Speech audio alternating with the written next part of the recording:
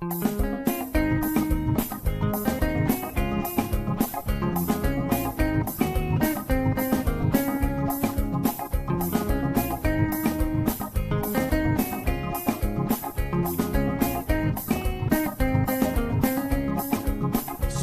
all the time is here with the cold hard truth. She's the ears and the eyes for me and you. Every day, everyone want to hear from Sandra. And every time on the air, she's getting better. Tell your sister, tell your brother, tell your mama. Call Sandra in the morning and in the evening. They always calling Sandra. And when they start fighting, they calling Sandra.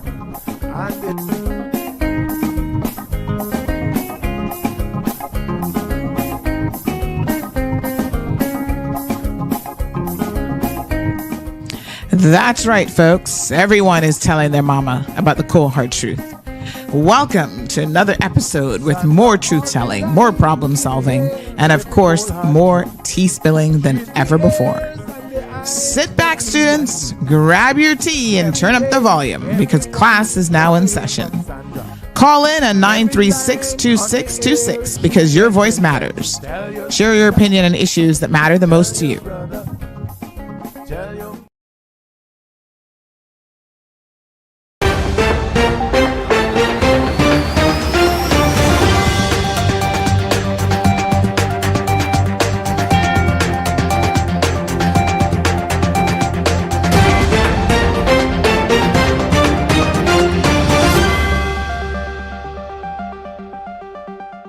Good morning.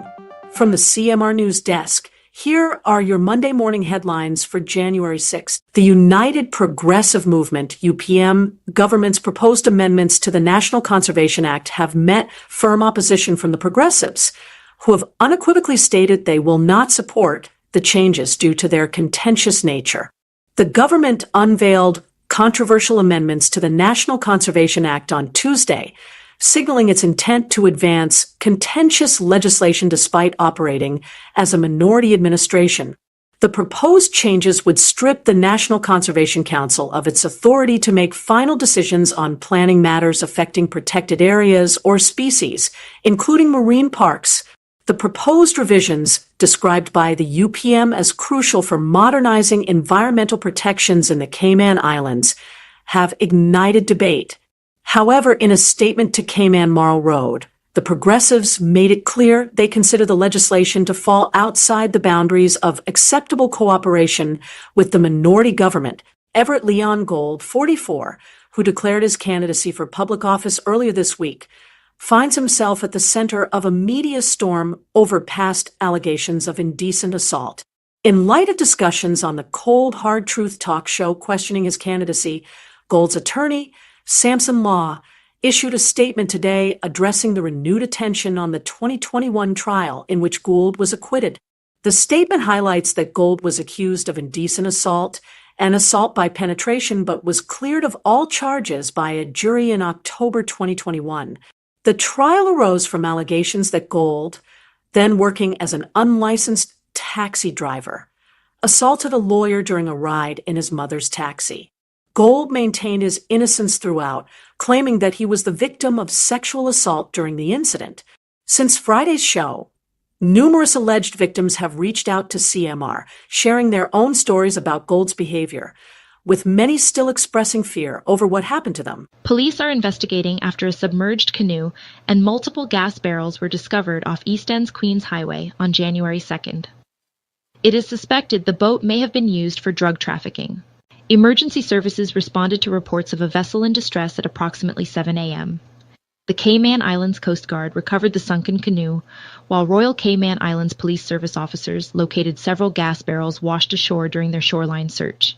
A multi-agency search and rescue operation involving the RCIPS Air Operations Unit, Coast Guard, and Fire Service found no signs of life in the surrounding area before being called off at 12:30 p.m. One of Cayman's most popular beach destinations will soon close its doors, as worsening beach erosion has made operations at Coral Beach unsustainable. The tourist attraction announced it will cease operations on January 31st, 2025. The closure comes in response to several environmental challenges that have plagued the beloved beach destination. Managing Director Kenny Rankin cited severe beach erosion and reduced access as key factors in the decision. The situation was further complicated by the recent collapse of the facility's main bar building, making continued operations untenable despite efforts to adapt to the changing conditions. Cayman Islands boxing legend Charles Edward Killa Whitaker will be inducted into the Florida Boxing Hall of Fame, FBHOF, as part of the class of 2025, adding another prestigious honor to his remarkable career. The announcement, made in Fort Myers, Florida, on Saturday, places Whitaker among an elite group of boxing luminaries in this year's class, including former world champions Juan Laporte and Byron Mitchell. The induction ceremony will take place during a 3-day celebration from June 2022-2025 at the St. Petersburg Hilton Lake Carillon. Born on January 5th, 1974 in Georgetown, Cayman Islands, Whitaker's journey to the Hall of Fame spans over 2 decades of dedication to the sport.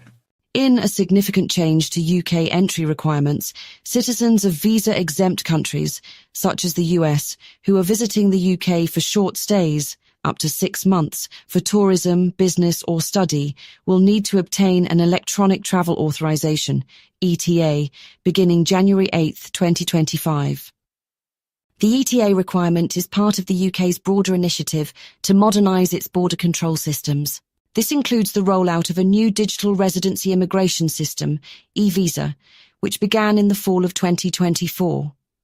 The e-visa system is gradually replacing physical immigration documents, such as biometric residence permits and passport endorsements, with digital records of immigration status. The change affects US citizens who previously enjoyed visa-free travel to the UK for short stays.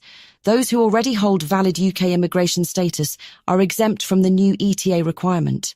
British Overseas Territory, BOT, citizens do not need an electronic travel authorization, ETA, to enter the UK.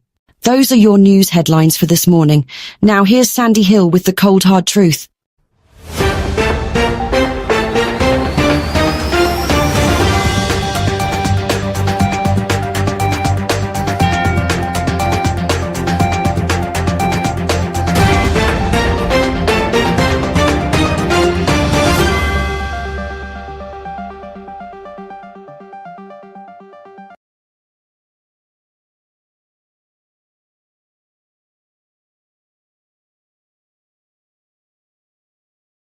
Mga kabayan, nakatutok po kayo sa Cold Hard Truth, hatid ni Sandy Hill, ang nangungunang talk show sa Cayman, ang boses ng masa.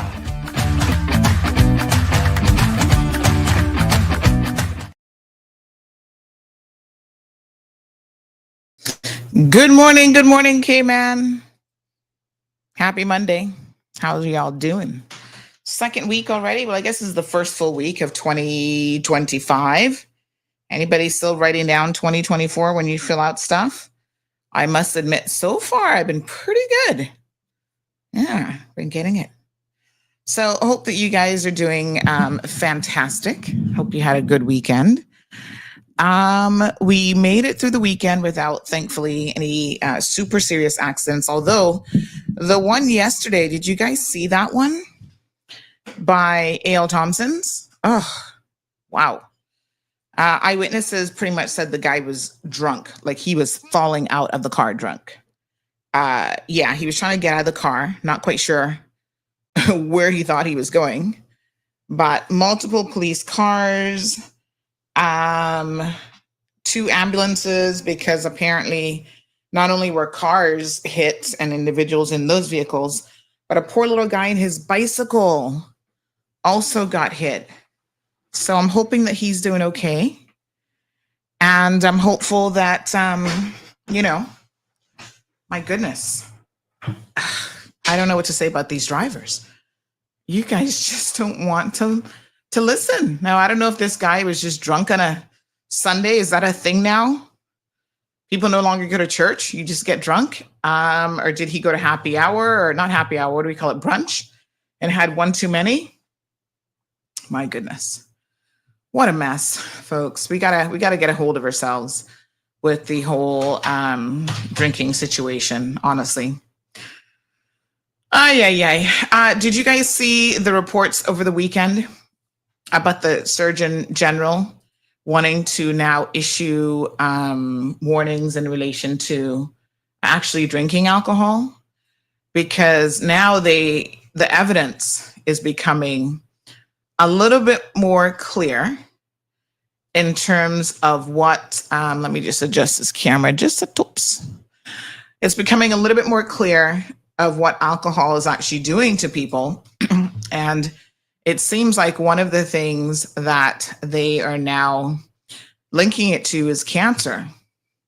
Well, I wouldn't be surprised by that. I wouldn't be like, oh my God, clutch my pearls. I can't believe it. No. In so many ways, that would make sense. You know, it is what it is. And unfortunately, there's a lot of things that have a cancer link. And eventually we will know for sure. All of the plastics, they're talking about microplastics, you know, showing up in our sperm and water and eggs and production and reproduction, my apologies. And so it's pretty crazy. Wow.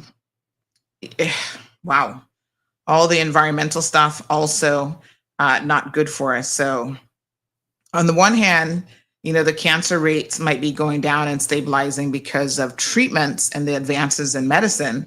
But on the other hand, the havoc that we are doing to our bodies, which have a lot of environmental connections, a lot of dietary connections even, you know, I don't know. It's just a hot mess, right? So I guess the more you know, the more you're able to hopefully make better decisions about essentially what decisions you make in your life. Yeah.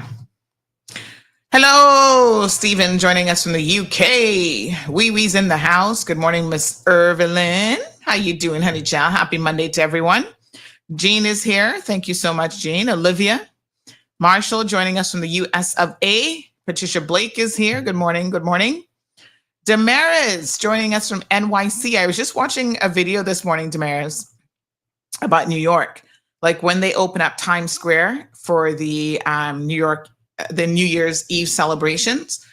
I was kind of looking at the video going, I wonder what time they do that, because the crowd just went, whew, and they want, everybody, of course, wants to be at the very front of the barricades, right? So they can get like the best view of the performers and all that fun stuff.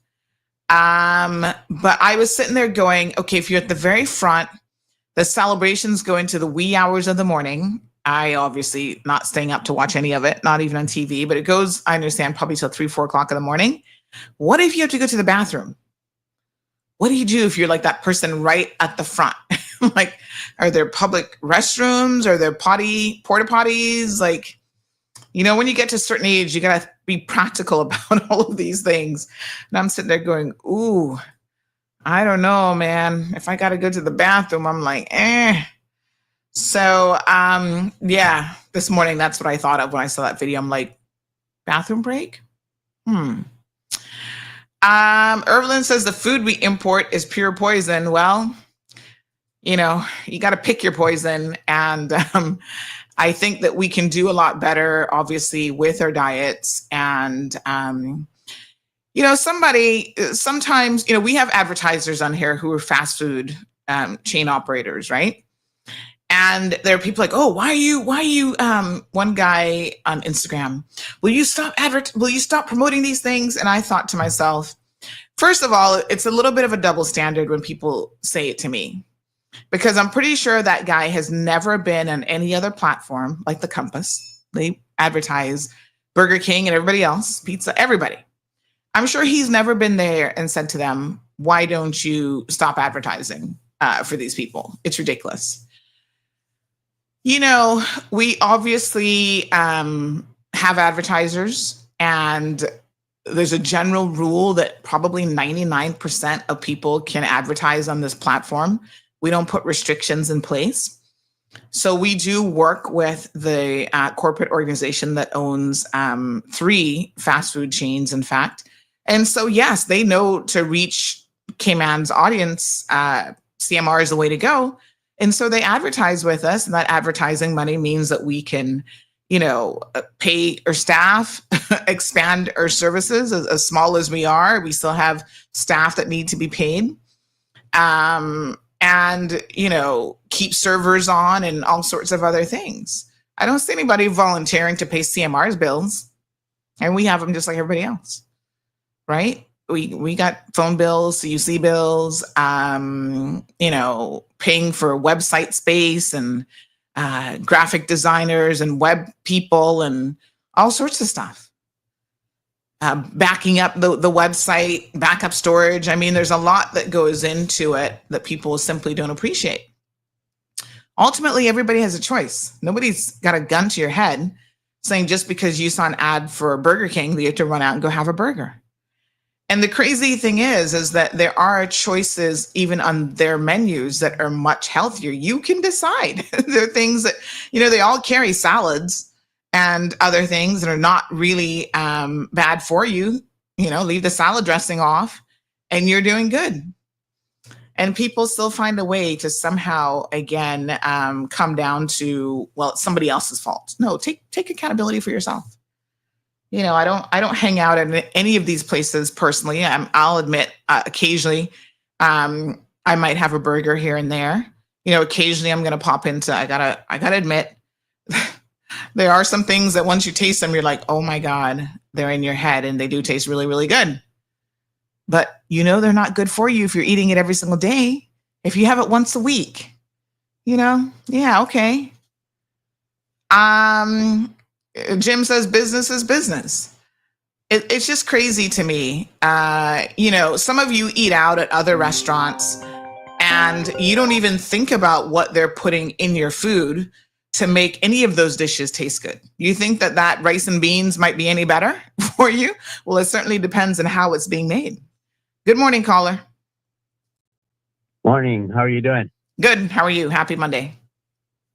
Thanks. And I'll just say Happy New Year to each one. Thank you. This is your first call for the new year? Yeah, this is my first call for the new year. All right. Good stuff. I want to say I agree with you about personal accountability. Mm-hmm. Over the last year, I have been in the fat burning mode. Oh, nice. And I've lost 30 pounds. Congrats. Thank you. And in fact, going through the last Christmas, I ate until I was stuffed and I still lost weight. What? Yeah. Okay. Because it matters what you're eating. That's right. That's right. And yes. I just want to say that it's not that it can't be done. We just need to choose to do it. Yeah. It comes down to a degree of discipline, right? That's right. And so I would like to encourage you. Yes, I'm on it. I'm on it. Thank you, but I'm definitely on it.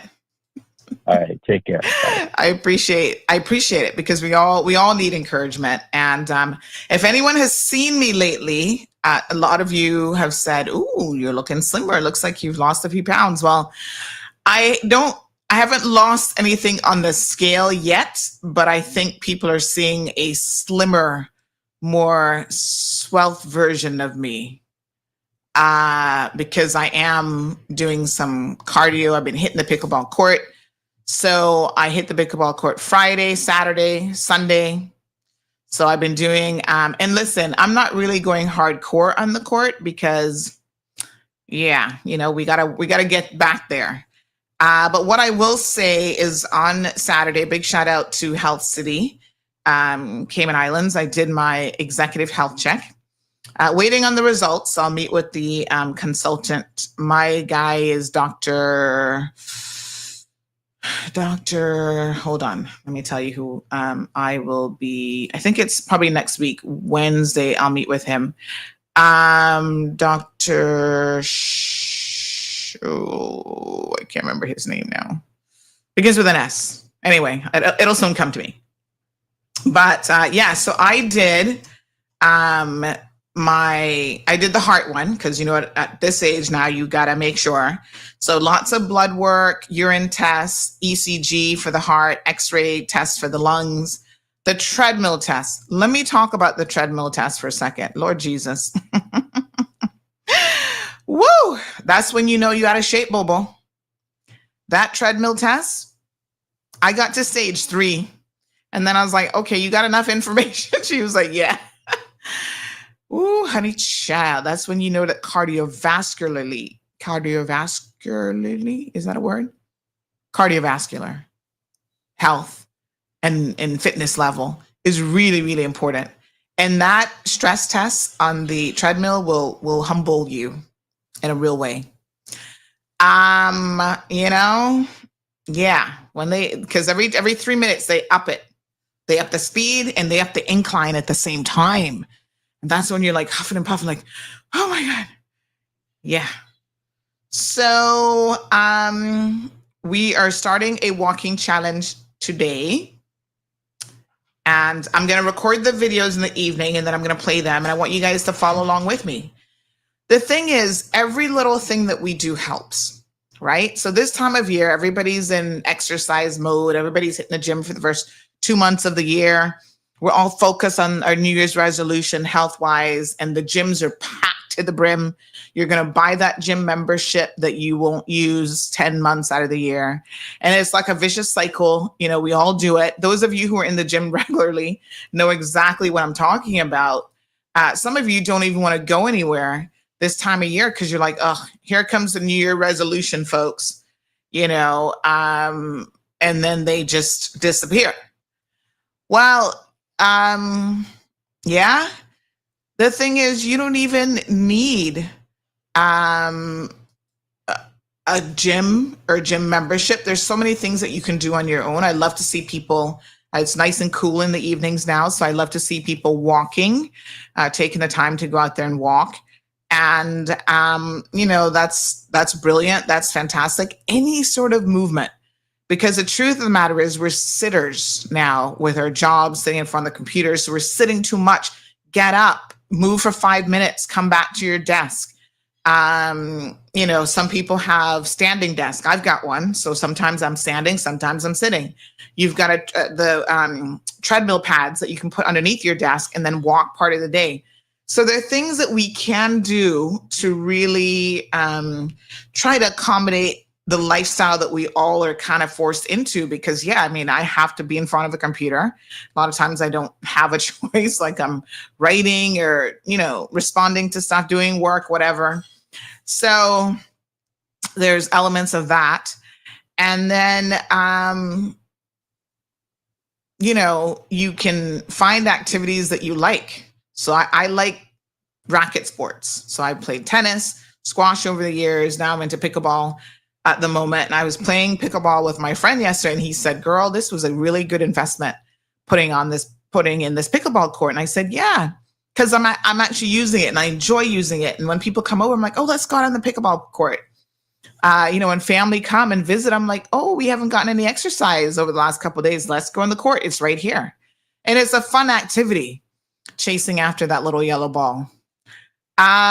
So, it was that or a pool. And I would have never used a pool because I don't even swim.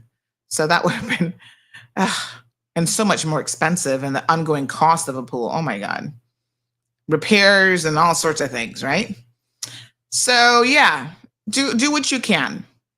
There is chair yoga where you can sit in a chair and you can do things and that will get your heart pumping. And that's important. So thank you, Denny. I know that Denny has lost his by simply watching the calories, simply cutting back on food and making better food choices. And I'm going to tell you that 80%, if not probably 85% of any weight loss program is actually your caloric intake, your food. You got to control what goes into your mouth. It's as simple as that. So, that's really, really important. And of course, somebody like me, I cop to loving food. I love good food. I'm not, really a junk food person, but I do love to eat. Yeah. I'm not hiding Anything about it? So I love my food, and that's not going to change. But, the way I see it is if you kind of just cut back on how much you're eating and watch exactly what it is that you're eating, that's also really, really important. All right, let me see here now. So there's a couple people that I have been following, and I'm going to share some of these on social throughout the year that I have been following in terms of just really good advice around diet and exercise. And there's a guy that I found recently that I really, really like. His name is Raj Ganpath. I think that's how it's pronounced. And he makes some really good, knowledge-based recommendations. So he talks about health and fitness. That's his thing. And remember how I was just saying that 80% of the game is actually diet, not exercise. And that's true. And so he recently talked about this on one of his video shorts. And a lot of people, we published something about this actually years ago on our website. And there were people who were in the fitness business who were like, that's not true. And they were like arguing with me. And I'm like, why are y'all arguing with me? I mean, I don't know what's going on here, but this is the science that is proven. And what it really comes down to is this. You can't outrun a bad diet. That's the truth. No matter what you do, you cannot outrun a bad diet. So you have to at least do things in moderation.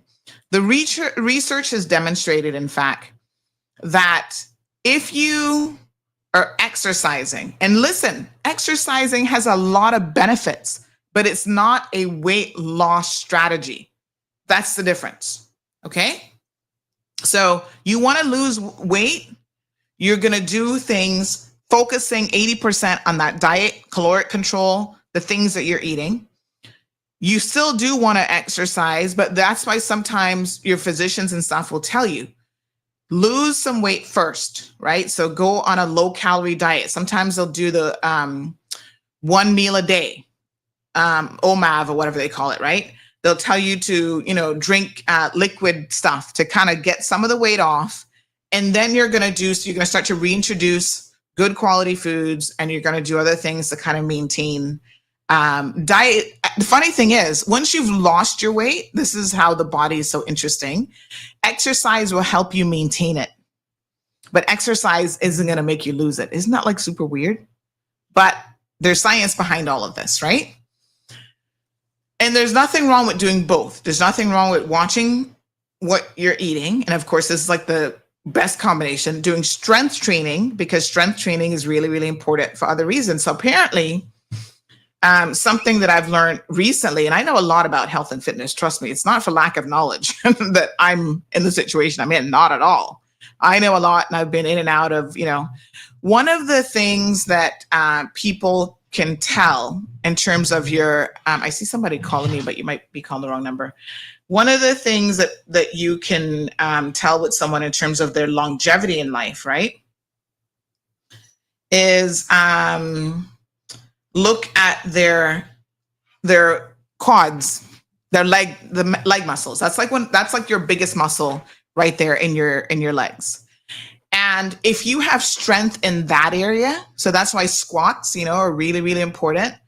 Anything related to building the strength of your legs is critical, because it's such a big muscle that it helps your overall health. And you're likely to, one of the indicators, strength-wise, if that is strong, that means that you're likely to live longer, right? And another thing is your grip, how strong your grip is. So any exercise, any strength building exercise that allows you to work on that area, weighted squats, there's lots of things that you can do, is critical to your longevity and overall health. Exercise is good for your cholesterol. So, I've got friends who are suffering they've got high cholesterol. One of the really, really important things about cholesterol is not just the overall number of how high or low it is. They've now found out that no, it's other stuff. The ratio of the good to bad cholesterol is really, really important. The way that you increase the good cholesterol, let me make sure I get this right now, because there's an inverse, right? So diet helps you control the bad cholesterol, but it might be also a hereditary factor, because my ex-husband had that problem and he died prematurely of a heart attack, right? His dad died prematurely of his heart attack, and his grandfather died prematurely because they have genetically a predisposition to it. All right. So diet and bad cholesterol, you can control up to a point, but there are people who have a really good diet who still struggle with it and might need to be on medication. The good cholesterol, how you help that is through exercise. So you've got to exercise anyway for other benefits, not weight loss, right? So it's not going to help you with weight loss, but it's going to help you at things like increasing the good cholesterol, because that ratio is really, really important. It'll help you with cardiovascular health, endurance, and all these other things, which do matter in terms of your overall health as well, right? You've seen people who are, vegetarians, they have a really good diet, but they're not doing anything else. And so they lack muscle mass, right? They're not necessarily fit. You can be skinny and not be fit, right? So you can be skinny and look okay and look good even on the outside, but your inside just isn't, it's not doing well. And how do you know what is going on the inside? You've got to go do these executive health checks, right? I try to now do mine for the last couple of years. I go in every single year. So I'm going to get all of my information, my CT scan. There's actually a test that you got to make sure. And, Health City comes on the program. Obviously, they're a corporate sponsor. They do everything. So your CT calcium score, right, is actually really, really important. That's a CT scan for your heart. That's one of the key markers of heart health. They did the echocardiogram test for the heart. They actually do a abdomen ultrasound scan for the abdomen and pelvis. And so, they're looking at your kidneys, bladder. That's where you have to drink all the water until you feel like, oh my God, I really, really have to go to the bathroom. And then they're like, no, don't go, because they need to do the ultrasound to see the bladder when it's full.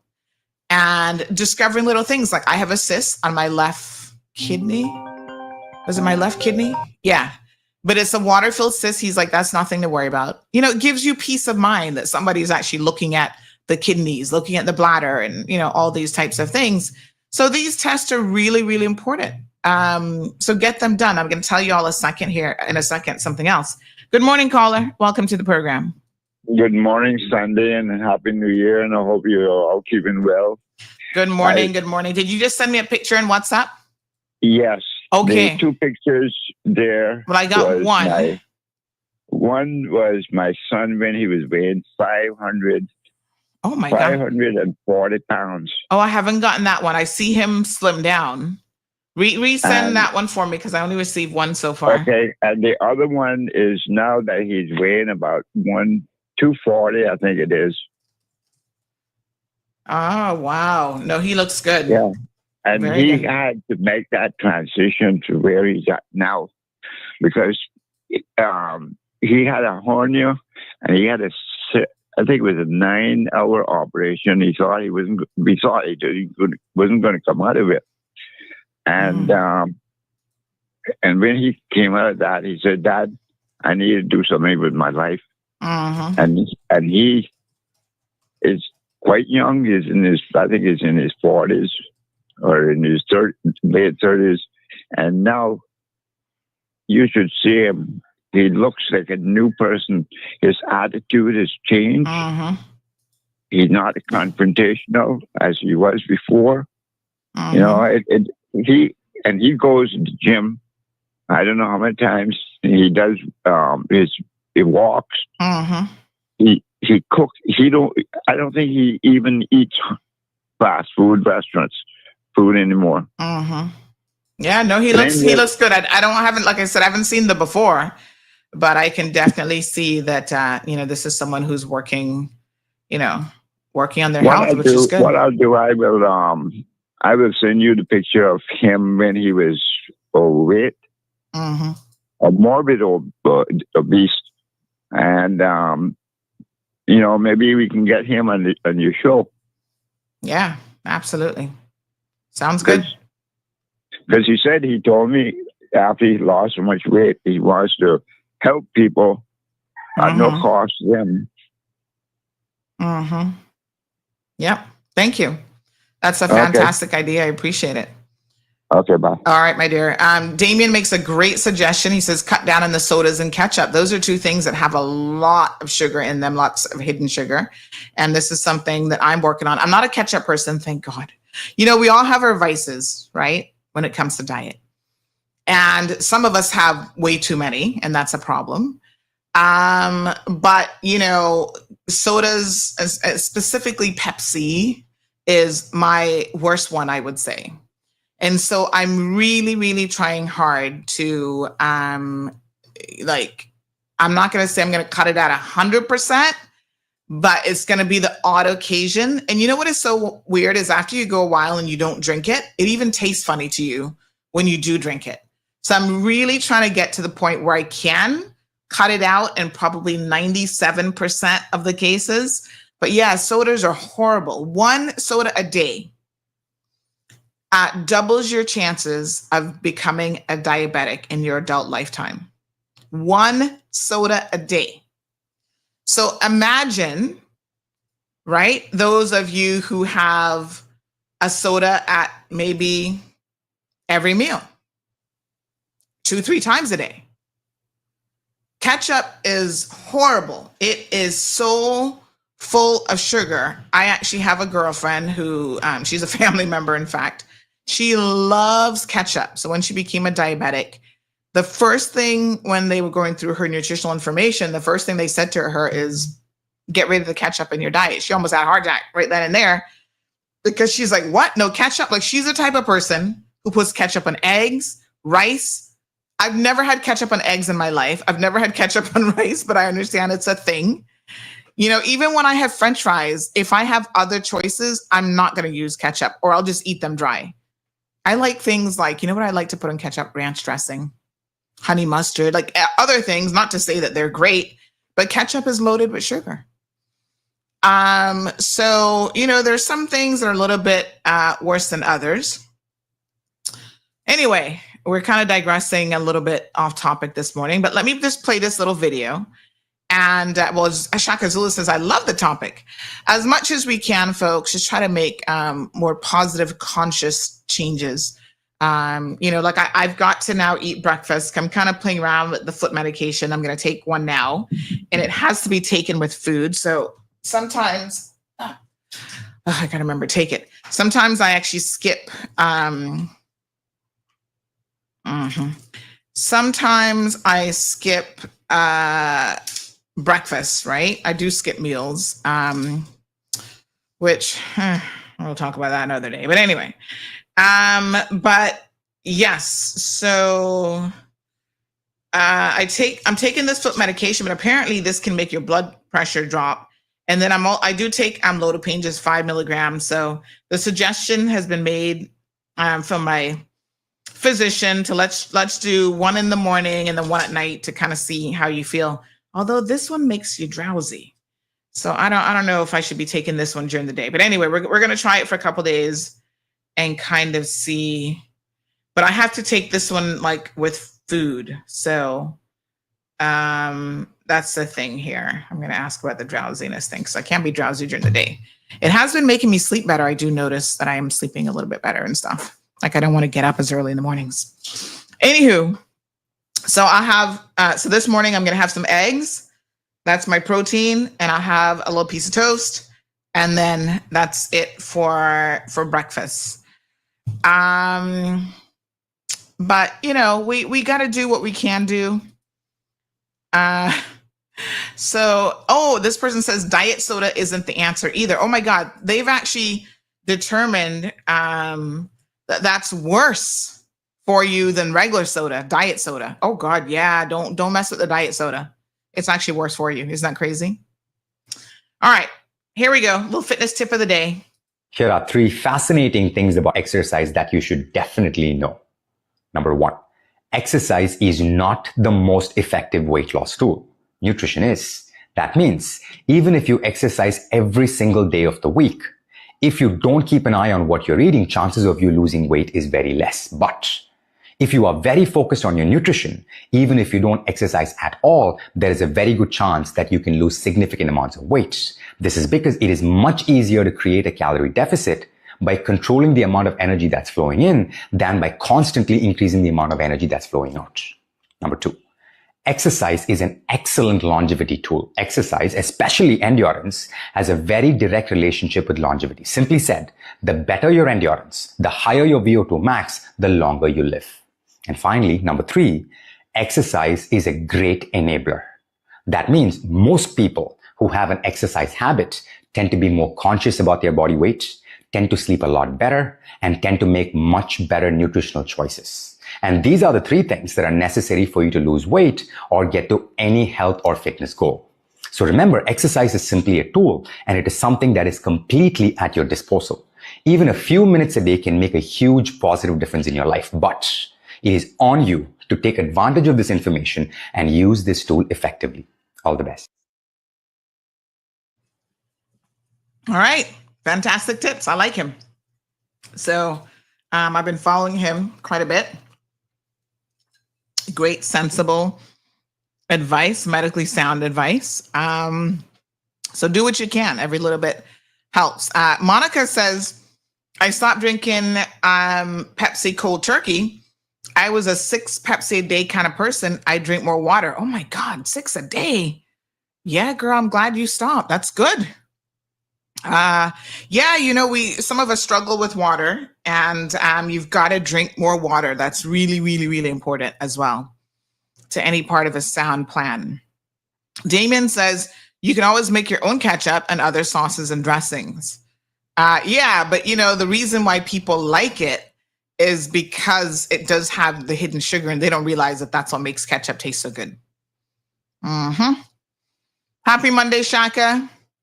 Good morning to Miss Barbara. Waking up the Cayman Islands says, yes, we Caymanians put ketchup on just about everything. Man, I've seen people eat ketchup with some stuff, and I'm sitting there going, why? And, I've noticed my daughter, you also have to pay attention to your kids, because she seems to like ketchup.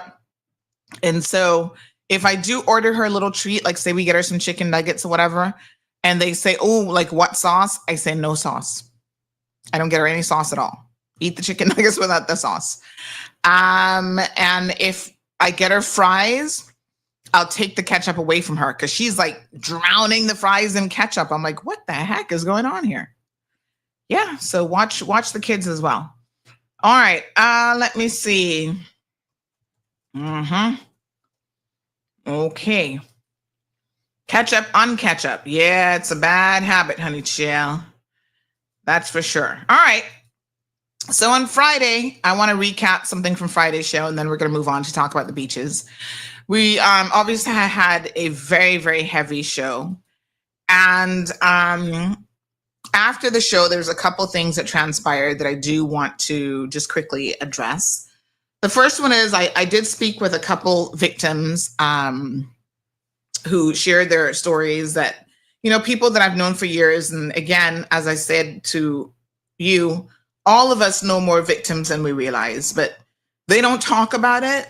They struggle with it, and they struggle in silence. And I think that that's so unfortunate. We should have a community where victims can feel like they can share their ordeal with their friends and family members and not be judged for it, not be seen differently. One young man, he sent in a message, which I read, that said at the age of 11, he was victimized for 2 years by someone in a position of trust. And when I spoke to him afterwards, because he's someone that I know and I never knew this about him, he shared that he was tempted to call into the program when he heard someone make the comment about oh, well, we're not going to believe you if you wait to tell people. And he was like, as a 13-year-old kid, I waited to tell. And, here's how it happened and why it happened. And you can totally understand, like, your trust in people of authority has been shattered when something like this happens to you. And so it's the one question that I really wish collectively we would stop asking victims. It's actually an insult, I think, to all victims to say, well, why didn't you say something the very second it happened? Everybody has a unique and different response to trauma. And so, I want us to have spaces where we can talk about these things without judgment. Other people reached out as well who had what they say are experiences with Leon specifically. And it's shocking to read those things. The one thread that I found interesting between them is there was always alcohol involved. So these people said to me, this happened to me. This is what he allegedly did when he was giving me a ride home because I was intoxicated. My friend said, hey, can you give her a ride home? To take advantage of someone under any circumstances is horrific. But to really pick a victim when they are not 100% with their faculties, their memory, and I wonder how strategic this is. Like, you think, like, what? Because they're drunk, they're not going to remember that they were raped or sexually assaulted or touched or whatever. So I think that there's some interesting elements to this as I thought about so many people saying that they've had this experience when they were under the influence of alcohol. They couldn't they couldn't drive themselves home. And then someone decides to take advantage of that. The stories were very, very specific. Like, these people don't forget what has happened to them. One said, I went to so-and-so's 10th anniversary party and I was there with my friends, and they have told people over the years, what has happened to them. It might have taken them, again, a couple years to even tell their closest friends, but some of them have actually told people. I've had one person who's reached out with what she says is evidence of her allegations, and she wants to share that. And I will reach out with her and get that information, because people don't trust the police. They're not going to go through the system. They don't want, again, to be judged by people in the community. Like, well, why did you, allow him? It's like we put the blame on victims. Like, how does a victim allow someone to rape them? I mean, that's not, whatever transpired, that's not what happened. Some people are fighters, and some people will fight more. Other people are not going to fight. They just want to survive the ordeal. And in their mind, the best way to survive it is to maybe be somewhat compliant with the individual. So in other words, they're going to just, sit there and take it, for lack of a better way of describing it. But they're just in survival mode, or their brain has just frozen where they can't do anything. They're in such a state of shock and disbelief. So I want to thank those people that reached out to me, and because I know it's not a difficult thing. I don't personally know those individuals who are sharing those stories. But I know how difficult it is for them to even share. And every single one of them has expressed, I'm still afraid. I'm still afraid of this person. All I can tell you is, under no circumstances do we need anyone who even remotely has those allegations running for public office. I'm shocked when people say to me, well, we already have those in there now anyway, so we can't get any worse. And I'm like, what? We're not aiming for worse, in case y'all didn't get the memo. We're not aiming for worse, we're aiming for better. And we're not aiming for the same old, we're aiming for better. So I am flabbergasted again when people use that kind of logic to say, well, let's give the Leon Golds of the world a shot. Because, He can't be as bad as McKeeva Bush. And I'm thinking, oh, he'll get there given time and opportunity. And in fact, you don't know how bad he is because you don't know the 10, 15, 20 women that are out there collectively sharing these stories. So let's not move forward in the world of politics with this attitude of settling, because that's why we are where we are, because we settle, right? And so comparing and saying, what we got in there is just as bad, we can't get any worse than that. That's not logical. That doesn't make any sense. Listen, McKeeva Bush has been in there for 40 years. He's had 40 years to get as bad as you see him now. If you have someone who's going in there with numerous allegations of mistreatment of women and abuses towards women, even if they have not been convicted in a court of law, the allegations, when you start to get to multiple people sharing all of these stories, it does have to give you serious pause for you to go, wow, that's not the type of person that we should ever want in public office. It's shocking to me. There's a guy in the States right now, what's his name, Gatz, who recently, is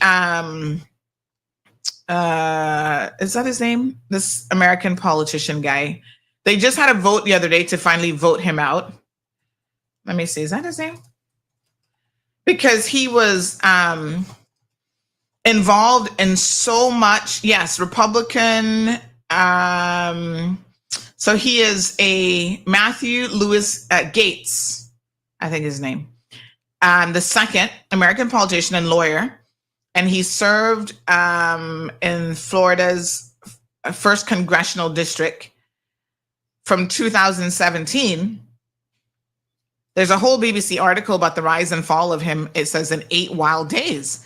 So this is a guy who President Trump naturally was attracted to, and he wanted him to be attorney general. Congressman, he had to withdraw from consideration from the post because this 42-year-old had quite an interesting history. So as usual, President Trump isn't vetting anybody. He's picking his in-laws. Some of them are already convicts.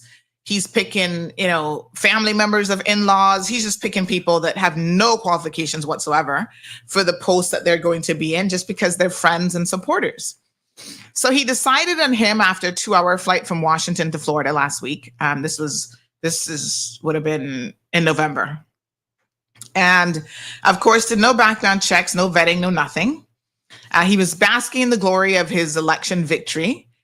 And he flew him, they were flying to West Palm Beach together, after he had a cordial meeting with President Joe Biden. So he thought, oh my gosh, this guy was shortlisted for this position, attorney general, and decided on him. Well, apparently this guy has quite a history, especially when it comes to women. So again, he hasn't been convicted of anything yet, but he has been accused of all sorts of misbehavior and sexual misconduct with women. It's just absolutely shocking. I see he has a beautiful wife there with him. Poor her. What's her name? Ginger. Ay. And it just demonstrates again that and the funny thing is he was actually in political office, but he was about to get a promotion.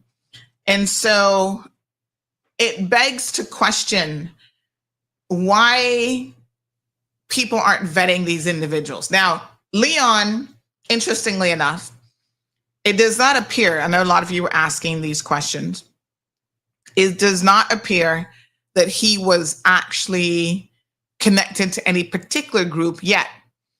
What you're going to have happening, just like you have in the past, is independents will run on the hopes that they get elected.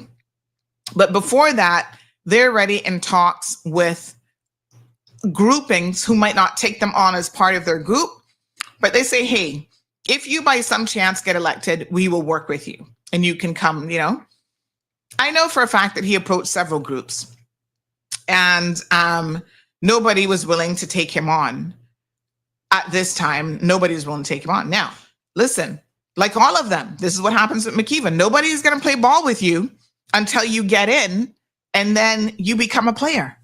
They don't really have much of a choice because the former government, it's a numbers game. So then you become a viable player, and this is what happens, and it's what happened in the past. So this Gates guy, is that how he pronounces his name? Engaged in sexual activity with a 17-year-old girl in 2017. Used or possessed illegal drugs on multiple occasions from 2017 to 2019, including ecstasy and cocaine. The committee, when they released the report on the 23rd of December, and you can go read the report for yourself, found substantial evidence that he violated House rules, state and federal laws, and other standards of conduct prohibiting prostitution, statutory rape, illicit drug use, acceptance of impermissible gifts, provision of special favors and privileges, and obstruction of Congress. The other thing that a lot of you say, which I think is pretty wild and crazy, is, the United States of America has just elected a criminal, and y'all think that that's okay, and that means that we should be following suit? Like, come on. He had claimed in a statement on social media before the report came out that he had never had sexual contact with anyone under the age of 18. He says, any claim that I would be destroyed, would be destroyed in court, which is why there's no claim that has ever been made. This is what he said. And people can say whatever they want, right? However, a flurry of allegations against him came forward. Now he's not even a congressman. He's been removed from that post. Isn't it ironic? He was in there, nobody wasn't saying too much. Then Trump wants to give him a promotion, and they're like, hold on, you cannot be promoting this guy. There was an open investigation in him from 2021 because allegations came forward then about sexual misconduct. And you see, what happens a lot of times is that the people, even if allegations are brought forward, they get off more often than you think. And again, that does not mean that you're innocent. It just means that the system worked in your favor. I said something to someone last week that is very, very interesting about the court system. I think, and I wish more of you would go and watch trials and watch the court system. The way that the trials work is if you have doubt, your doubt has to work in favor of the defendant, not the victim, right? So if you have reasonable doubt, you allow that person to walk. Isn't that something? Your doubt does not benefit victims. So when we talk about the judicial system, I want to make it very, very clear. It is more likely, and I do think the judicial system works most of the time. When it doesn't work, it works against victims. Hardly ever does it work against defendants. And I want you to think about that, because a lot of you say about, oh, there's so many innocent people in jail. Not really. There really isn't. Right? And a lot of people will get off on technicalities and other things, but it doesn't mean that what they did or what they were accused of doing that they got off for, that they didn't do. And I've sat there and watched this even in relation to a father being accused of sexual assault and rape against his own daughter. That man got off. The jury believed his cockamamie story and allowed him to walk. And I was sitting there shaking my head going, what on earth? But I will say this, thanks to DCFS, because even though he got off, they did not put that child back in his custody, so she would have to be forced to continue to stay with him. Good morning, caller. Morning, Sandra. Morning, there. Two corrections. My case actually has been under investigation for years by the Democratic and the Republican. Yes, I did say it went back to 2021. An investigation was launched. Yeah. He was not kicked out of Congress. He resigned in order to be considered for the post of Attorney General. No. But And this so weekend, they've actually removed him as congressman as well. he had to resign from that post to be considered. So I thought there was a vote. Hold on 1 second. I saw a vote. No. Let me finish. Mhm. And so he resigned to that post there. What has happened is he was basically the fly in the ointment on many of the appointments of Speaker of the House. If you go back and look at it, him and Marjorie Taylor Greene did a lot of objections and lobbied for different speakers. They wanted certain speakers. They wanted certain things to happen. So what Congress has done is they took advantage of the fact that he resigned from this position. They were not releasing that report. The Democrats were demanding the report to be released. They were not releasing it. But when this opportunity came up, where he resigned because he thought he was going to be an automatic confirmation for Attorney General, that's when they released everything and they got rid of him. That is exactly what happened on that side of it there. And I say that, and I would not have called to correct on anything of that, but I say that to say that the justice system is actually a system that is purchased by those with means. Period. End of story. Yeah. Trump's an example. Matt Gaetz an example. The Cayman Islands, we have many examples. Look at us with the gun charges. You know, foreign nationals coming in here, slap on the wrist. Locals get 10 years. All of this stuff. It's those with means or who has financial impact. When the news starts getting out, that tourists are being jailed for 10 years, as are the locals for firearm offenses, that's not good for our tourism. That's financial impact. And that is why we have these double standards. Lady Justice is not blind, and she's not wearing a blindfold. She's pretending to wear a blindfold, and the only thing I can call it is gauze.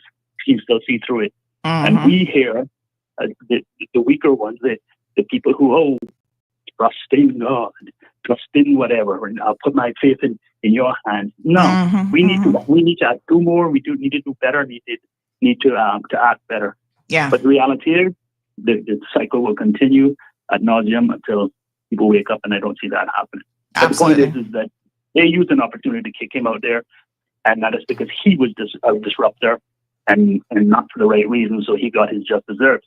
But he was being disrupted, and people said, perfect opportunity to get him out here. And that's what ended up happening with that dude. Otherwise, he'd still be there. And that report would still be seen. Unbelievable. So, yeah, thank you so much. Thanks for the clarification, Eddie. And someone said the irony of it is that, by choosing him, Trump actually exposed him to additional scrutiny. And as Eddie rightfully said, he was under investigation since at least 2021. So pretty crazy. And I'm a firm believer that eventually, no matter who you are, you can't, as Caymanians would say, you can't do what you want for as long as you want, right? One day you got to pay the piper. And that's just what it is.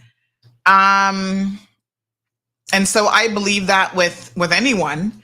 And so as victims, when you're thinking about what you want to do you contact the police? I always encourage you, if you can, because unfortunately, especially when it comes to sexual offenses, these people don't stop on their own, right? They're not going out there admitting that they have a problem and seeking the help that they need in order to stop.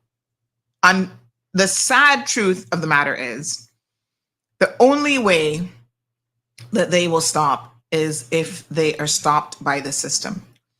And so when you have an opportunity, I appreciate how difficult it must be.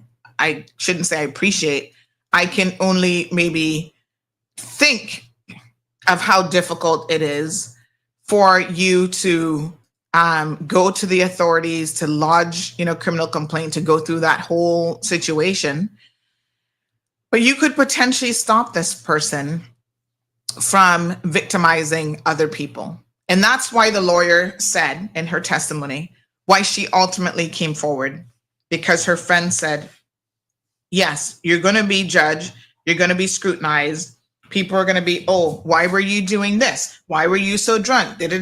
All this stuff. But imagine if you don't, and he does this to somebody else. The next victim could be, a 15-year-old child trying to get home from an event that someone said, put her in this taxi so that she's going to be safe. So it is important to speak up. I had somebody said to me over the weekend, and I'm really disappointed when people think like this, right? Why are you speaking up for people? And I'm just like, why wouldn't I be? Basically, this person said, I'm going to try to paraphrase what they said, that I shouldn't listen to everyone now that is coming forward and saying what they're saying, and talk for the world to hear you. So in other words, I shouldn't talk. I must let them, like, why didn't they come out and speak? Okay, so let's try to understand this. I must not lend my voice to this issue.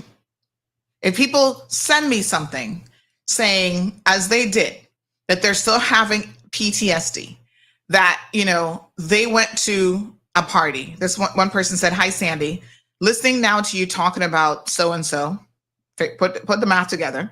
When I saw it this morning, my heart dropped. He sexually assaulted me in 2015. I was heavily intoxicated at so-and-so's party for NCI, the 10-year anniversary, and my friend asked him to drive me home. He walked me inside as I could barely walk and sexually assaulted me. I never reported it as I was so ashamed. Only told a few friends. This brings up many bad memories. He's a predator and does not deserve to be on the road, much less running for public office. Please, please, please keep me anonymous. That's something in the past, and I tried to forget. But people need to know he has done this before." I'm not surprised at allegations that someone who was in court for it has supposedly done it before. None of that surprises me, because statistically speaking, by the time someone ends up in court for sexual assault, and child predators are even more so, they have left an average. In the US, it's something like an average of 40 to 50 victims behind. Cayman, the numbers may not be that great, but the bottom line is they have left a whole slew of victims that never came forward. And by the time you get to someone who's going to come forward to try to stop this individual, naturally there are other victims out there. But I am flabbergasted by people who tell me I must not speak up on this issue because, that victim never spoke up about it back in 2015, right? She never said anything. So why must you now lend your voice to this? And I don't understand that. I'm like, what are you talking about? Oh, well, if someone had done that to me, I would have spoken up. You don't know that. You don't know what you would have done, because until you have experienced it firsthand, you don't know what your response is going to be. So it's easy for me and you, if we've never been raped, to sit here and claim what we're going to do from what we're not going to do when and if it happens to us. And then it happens, and your response is unique to you. Your trauma is unique to you. So don't say what you would and wouldn't do, because you simply do not know. The other thing that flabbergasted me, another person has come forward talking about they still have PTSD because of him. They said, I wanted to keep my mouth shut, but I can't. I suffered a lot. I have evidence and witnesses of abuse. Yeah? Why would all these people be coming forward making allegations just to what? Lie on someone that, on the face of it could probably be a really nice person, not a bad looking guy? It doesn't make any logical sense. I'm going to be very, very honest with you. Now, I am always pretty confused when people try to make it about me and they attack me as though I'm the problem. Now, the only time that I really start to see red is when you guys try to bring my child into this, who has absolutely nothing to do with this conversation. But you see, that shows your mentality. Oh, karma can get your daughter. Karma is going to get my daughter because I'm trying to keep all of her daughters and sons safe. Yeah, okay, that makes so much sense, right? But you see how low you guys are willing to go with the conversation? Kristen Magoo. I don't really know Kristen from the Man in the Moon. But she decided to take to her social media apparently over the weekend. Somebody sent it to me as you guys do. And thank you so much, because I'm not friends with her in social media and I don't know, what it is that she's up to. But she decided to take to her social media. And at first I was a little bit confused about her post. But anyway, I understand she's since taken it down. But she decided to go on her social media and in a roundabout way defend, assuming that they're friends, defend Leon. Sometimes you can't even defend yourself, much less somebody else. You're not walking around with Leon 24/7 to know what he's doing from what he's not doing. And I do not believe that women, and statistically speaking, I know this is a fact, women don't randomly go around accusing men of sexual assault and rape and only telling one or two of their close friends about it. The instances of when people falsely report this sort of thing is in the maybe 1 to 4 percentile, if that. It's not something that you do and not be scrutinized about whether it's true or not. And your story tends to fall apart when it isn't true very, very quickly, and you cop to, yeah, it didn't happen. Victims don't go through an entire trial, police interview, prosecution interview, getting put on the stand and all this sort of stuff if they're lying about this sort of thing.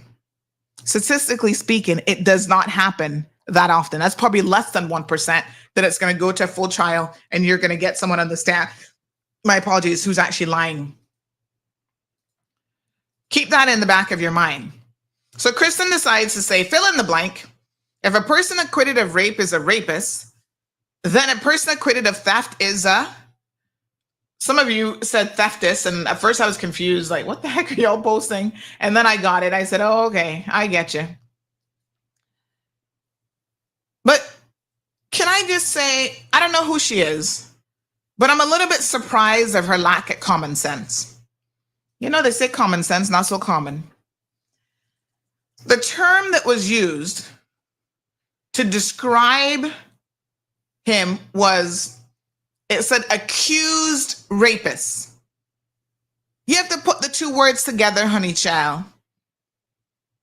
You don't separate accused from rapist. He was, and correction, as his lawyer rightfully said, the charge was not actually rape. I was talking to an MP about this and he was flabbergasted that it wasn't. It was sexual assault and penetration. And the MP said to me, well, what's the difference? And I said, on our laws, because he's like, this isn't the case in the UK anymore. And I said, well, I don't know what's going on in the UK criminally, but in Cayman, there is a difference between penetration with an object, and that includes digital, and penetration with you know what, which is then rape. And he's like, no, everybody else has gotten rid of this distinction. And I said, well, you're legislators. Maybe instead of y'all fighting all the time, internal fighting, y'all need to fix some of this stuff so that it makes more sense. Okay? But if you say that someone is an accused, I don't know, what else, what's the term that should have been used? Accused sexual assaulter or whatever. I'm saying that they were accused. And yes, he was acquitted. Right? And then I was a bit confused because I'm like, what is she talking about? I was accused of theft. I'm like, when was I accused of that? Well, God, it's been so long that I honestly did forget about the poor dog. Poor Delilah, AKA Precious. Yes, I was accused of stealing this dog. And guess what? I wasn't acquitted. The case got thrown out. There was no acquittal even necessary. They threw the case out. That's different than acquittal. Since you want to be, technical and pretend like you're some kind of legal ego here, Kristen, let's make sure that you get the facts straight. Acting magistrate Furness, because no other magistrate wanted to touch it back in that day. They're like, oh no, we're not touching this case. They all recused themselves. This was 2010, I believe. Acting Magistrate Furness said this is the worst waste of the people's money that he's ever seen. He said this case should have never been prosecuted. These were his words. Go and ask for the court files and you can see it for yourself.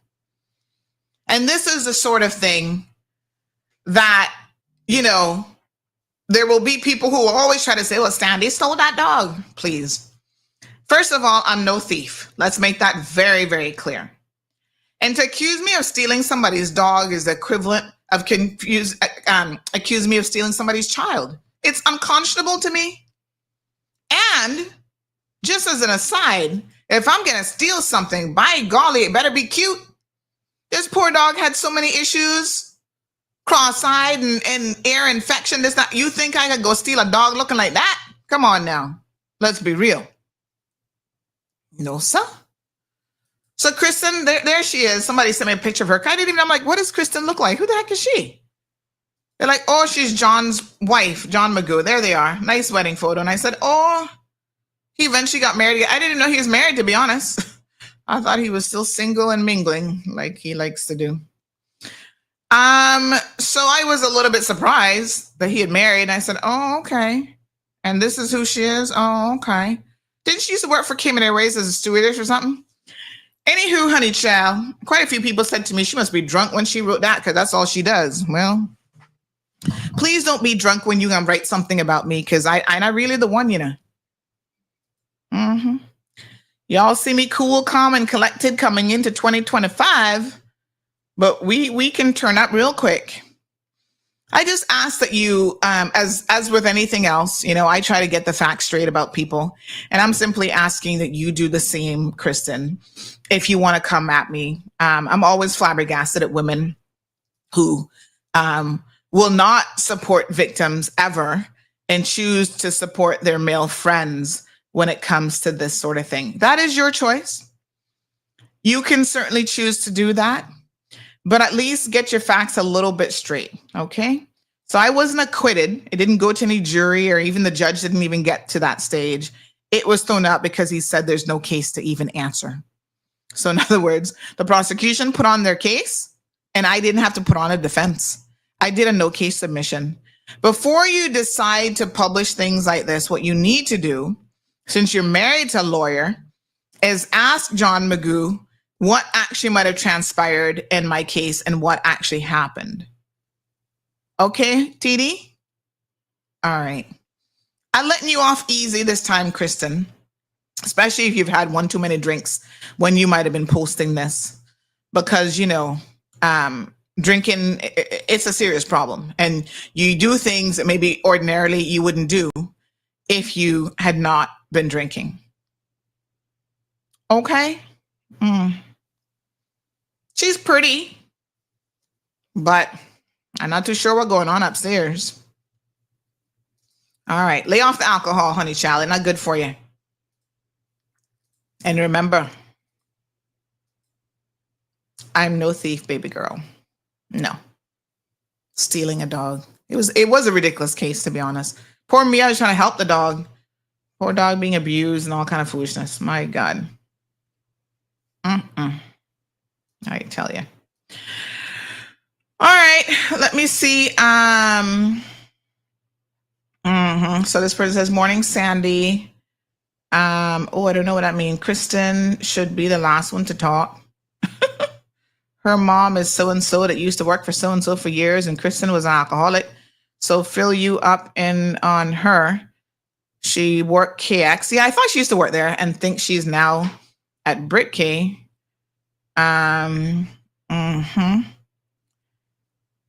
Yeah, so somebody tell me all her connection, who she is. Poor her. She'll be just fine. This person says, good morning, Sandy. Happy New Year again. I've been listening to your show from last week as it relates to rape and child molestation and can say that I was a victim by one of my uncles and stepfather. Oh my God, I'm so sorry. You know, every single time you guys come forward and say that to me, you tell me these things. I'm sorry. I am really, really, really sorry that this happened to you. It's horrible. There's so many victims out there. Cayman, I'm begging y'all to please Don't make this about me. You need to know that these are people in your lives who have suffered. Oh my God. They go on to say, I never spoke about it because of the shame and stigma, as most times no one would believe you. It affected my relationships. I only began to speak about it as an adult, and so I informed my husband, brothers, and mother. I don't trust anyone with my children and grandkids. And now you can see why persons don't speak out, as we are victimized all over again. I'm still in the healing process and doing much better. I wish I could hug you. Thank you so much for sharing that. And the unfortunate thing about it is once someone has been victimized, I heard this even over the weekend from someone else that I know, is if you have been victimized once, you're more likely to be victimized again by other people. There's a whole research thing around that. And that goes to show you, you go through the trauma again. So this person talks about uncles, they said plural, so I don't know how many, and a stepfather. It's almost like these perpetrators know that this person is already, weakened and that they're easy prey, or I guess they just don't care and they just go after anybody. And so the chances are you can be victimized by multiple people at different stages of your life. Isn't that crazy? It's not like a one-off thing. There are people who endure years of this at the hands of multiple people. It's unbelievable. Very, very sad. This other person says, why would someone question your advocacy for victims? This is how the abusers flourish. It's just one of those things, unfortunately, where y'all don't want to hear the message. And so the messenger becomes the easiest target. We have got to get it together, Cayman. All right. Well, all I can tell you is this is not a topic that I am going to stop talking about. And, you can say whatever you want. You can accuse me. Like I told somebody, these two from Georgetown, twins, one of them said to me, this was social media many, many years ago, "Oh, you're a thief." And I said, well, I'm not a thief, but you know what? I would rather be called a thief any day of the week than be called what you are, which is a child molester. So call me a thief. Does that make you feel better, Mr. Child Molester? Knowing how many victims have fallen to you and your brother, taking photos and plying little boys with alcohol to have your way with them? Do you feel better calling me a thief? Because I know what you are. I've heard all the stories about you, brother. Well, that day was the day I got deleted and blocked by both twins. I said, praise the Lord and hallelujah. So if it makes y'all feel better, go ahead and call me a thief. Call me anything you want. It's not going to stop. I'm going to continue to advocate on this issue on behalf of all victims. Children, adults, male, female, Caymanians, non-Caymanians, it does not matter. Okay? All right, let's move on. What a mess. Yes, Damien, lots of grooming happens as well. So sad.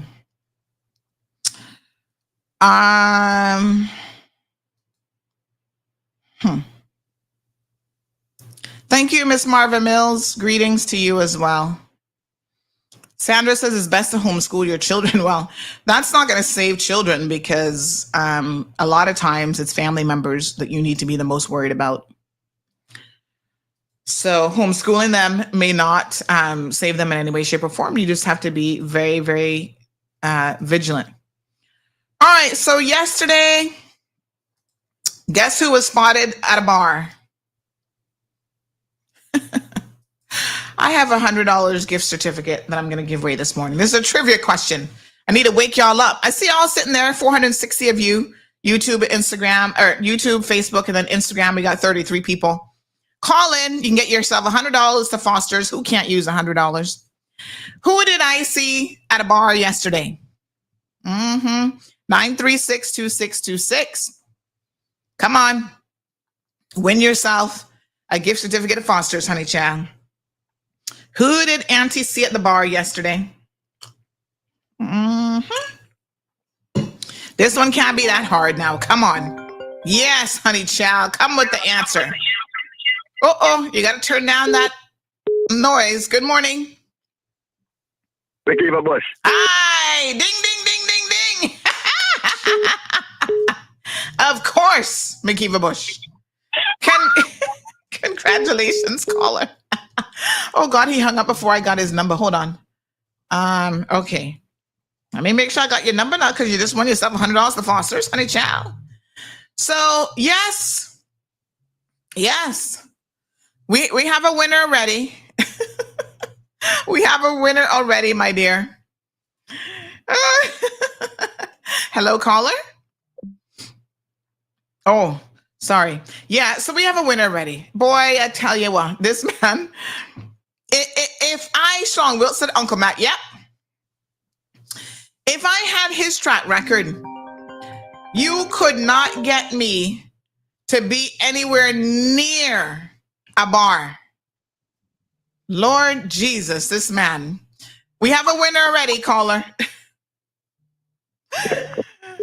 Thank you so much. So yes, I would stay away if I were him, but no, TD.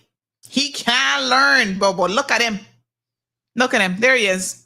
He went to Papa Gallo's yesterday. He must have figured, I can't go to the grocery store anymore. So let me let me hang out and go Papa Gallo's. He never stayed long. Good morning, caller. That's me that won the prize. Yes, sir. I took down your number. Thank you. All right. Talk to you later. I'll call you after the show.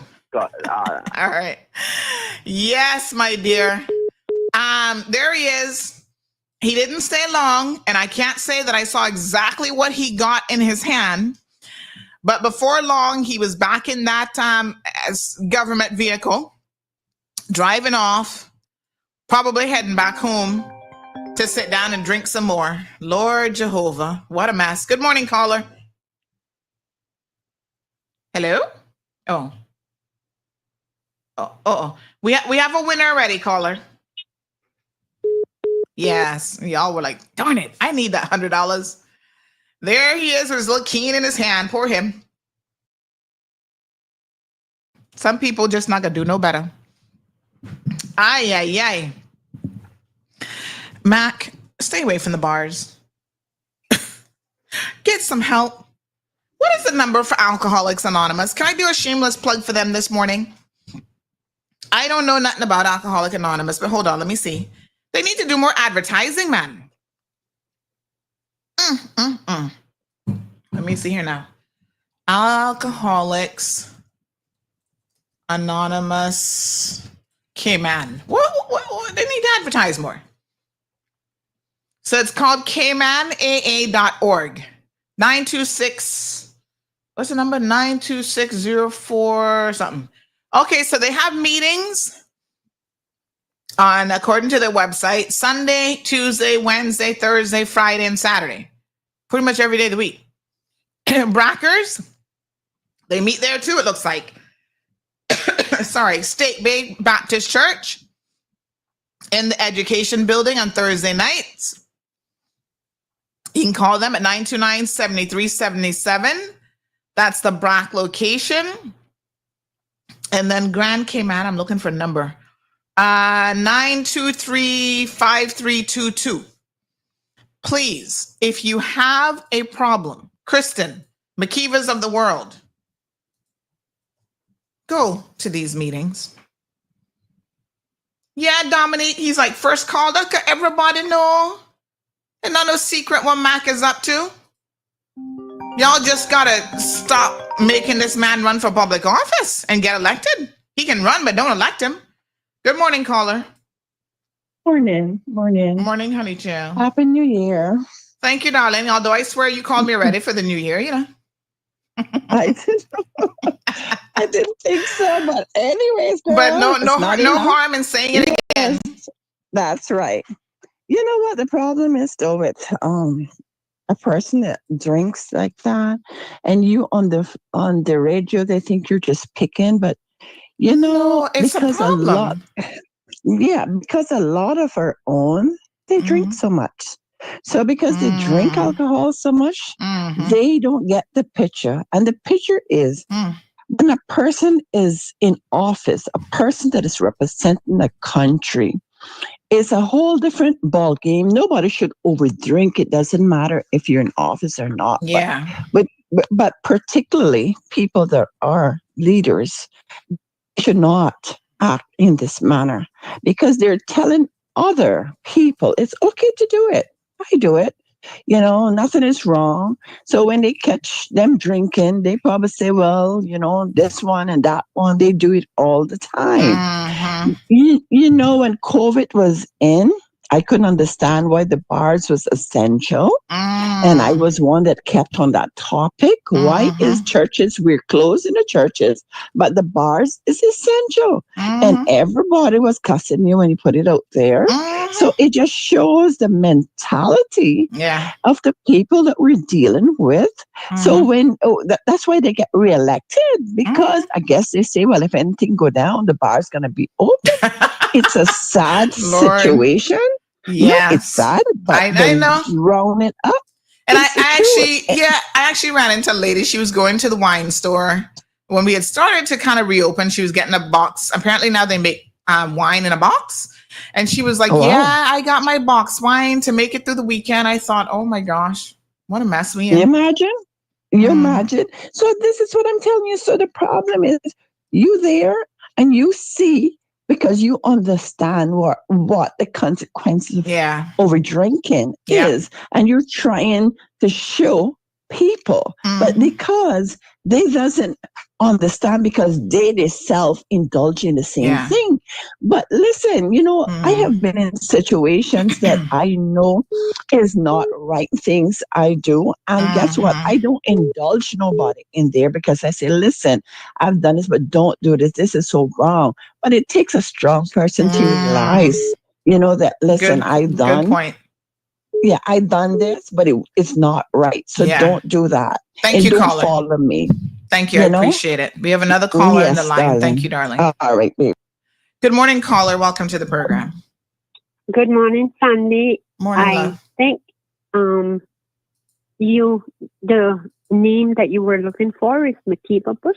Yes, and we got a winner. I mean, it's, you know what the most shocking thing about this is how everybody pretty much guessed it was him.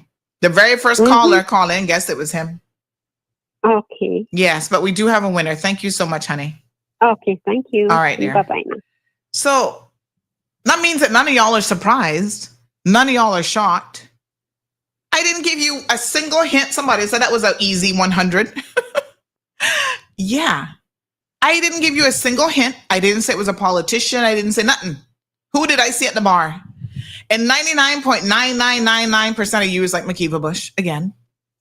Isn't that something? That says a lot. And to Miss Joy Sam's point, I think she has a very, very valid point. By the way, I put the link there for AA. Reach out to them if you believe you have a problem with alcohol, because I understand that Alcoholics Anonymous offers a wonderful support group option. 926-9044 is one of the numbers you can reach them on. But yes, I think that the truth of the matter is this. We have normalized excessive drinking. We have normalized alcoholism. We have normalized being weekend or functional alcoholics, where too many people don't see it as a problem. You know, every event, there's alcohol there. Weddings, funerals, bar mitzvahs, birthday parties, everything, or no reason at all. You got to have alcohol and you're drinking to excess. It's crazy. Get it together. At his age, he would need intense therapy to deal with that problem. And he only kind of admits it when he's in hot water. Once the hot water has turned lukewarm and he believes that y'all have forgotten all about his behavior, it's back to the same old Mac again. It is such an unfortunate situation because McKeever could have gone down in the history books as not being the clown of Cayman politically, but someone who really brought forth initiatives that have helped the people of this country. In the past 20 years of his 40-year political career, he's done nothing but embarrass himself.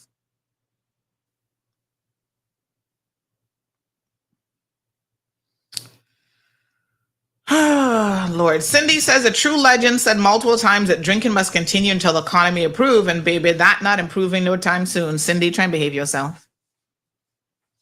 If you have to cope with life through any substance, you want to really evaluate. If that's your coping mechanism, you want to really evaluate what's going on with your life. So Johan said Auntie Sandy and Big Mac were brunching together. What? No, he came in. I went for a brunch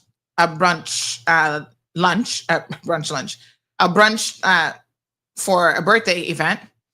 He came in and went straight to the bar, did his transaction at the bar, and then left in a government vehicle. So, like I said, I didn't verify what he was buying at the bar, to be fair to him. But given his record, I wouldn't be surprised. Still driving a government vehicle. Apparently, he acquired the vehicle that Julie had, the, what's it called now? What are those called? Tahoes? So he's driving a black Tahoe that her ministry previously had. But then when she got in, she wanted some other fancy car. I think is she in the Range Rover or something? But the Tahoe wasn't good enough for her. So he got that older vehicle, and then she got, what a hot mess. Because he was driving like a little small car for a while, because when his court cases were going on, he was showing up one little white small car. It wasn't a Honda Fit, but it was quite small. And I was kind of wondering to myself how the heck he was squeezing into that. But anyway, he was trying to look pitiful back in those days, so yeah. Mm-hmm. All right, Mac, the drinking should not be continuing for you. Cayman beaches. Wine in the box is 1 gallon or 2 gallon. Oh my gosh, so much wine? Jeez, on peace. Oh my gosh. Well, I tell you what. Ay. Hot mess. Cayman beaches. Oh Lord Jesus, give me strength. Our beaches are a hot mess all the way around. I'm not talking about the beach erosion. That's bad enough. And I know the government is keen to fix that. The Minister of Tourism has said this is critical importance. We've heard reports coming out of, regional Caribbean economists saying, that beach makes you all billions of dollars between the visitors and real estate and blah, blah, blah, blah, blah. Don't let this issue go unaddressed. Well, I wish some of y'all would lend your voices to the conditions of public beach other than the beach erosion. Because you can have the most beautiful, you can replenish that beach all you want, rebuild the beach, spend millions of dollars rebuilding it, and no one will want to go and visit 7 Mile Beach because of the horrific state of how it looks. And no government has the gumption to clean this mess up. Okay? This started with McKeever Bush, because I've spoken to MPs and the vendors are like, well, McKeever Bush told us we could come here and be a vendor on the beach and do this and do that. No controls whatsoever. The PPM government didn't have the balls to deal with it. They're running scared, right, of the people Oh, well, we can upset the beach vendors. Listen, I've spoken to the beach vendors, and we have allowed things to go so far that it's going to take a hot minute to rein the situation in. But if we don't rein it in now, as a matter of urgency, replenish it for what is going to be my question. No sensible parent wants to take their child to 7 Mile Beach now.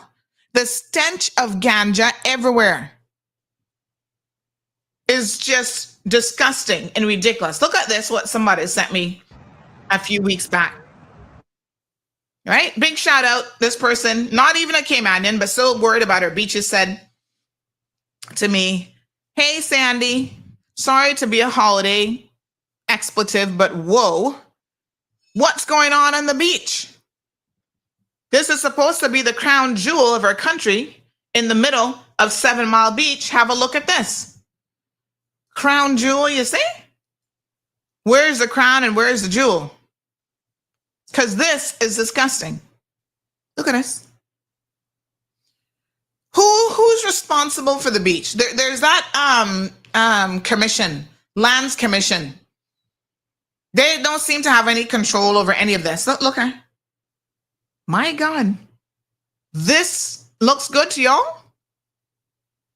Illegal alcohol selling, illegal food vendors, drugs. We even have the man who was going around pleasuring himself at the beach. Big shout out to the young lady who decided to step up and confront him. Thank God for her, right? She stepped forward and recorded him doing that right in front of women and girls and children. Then she followed him and basically chased him off the beach. Where are the authorities?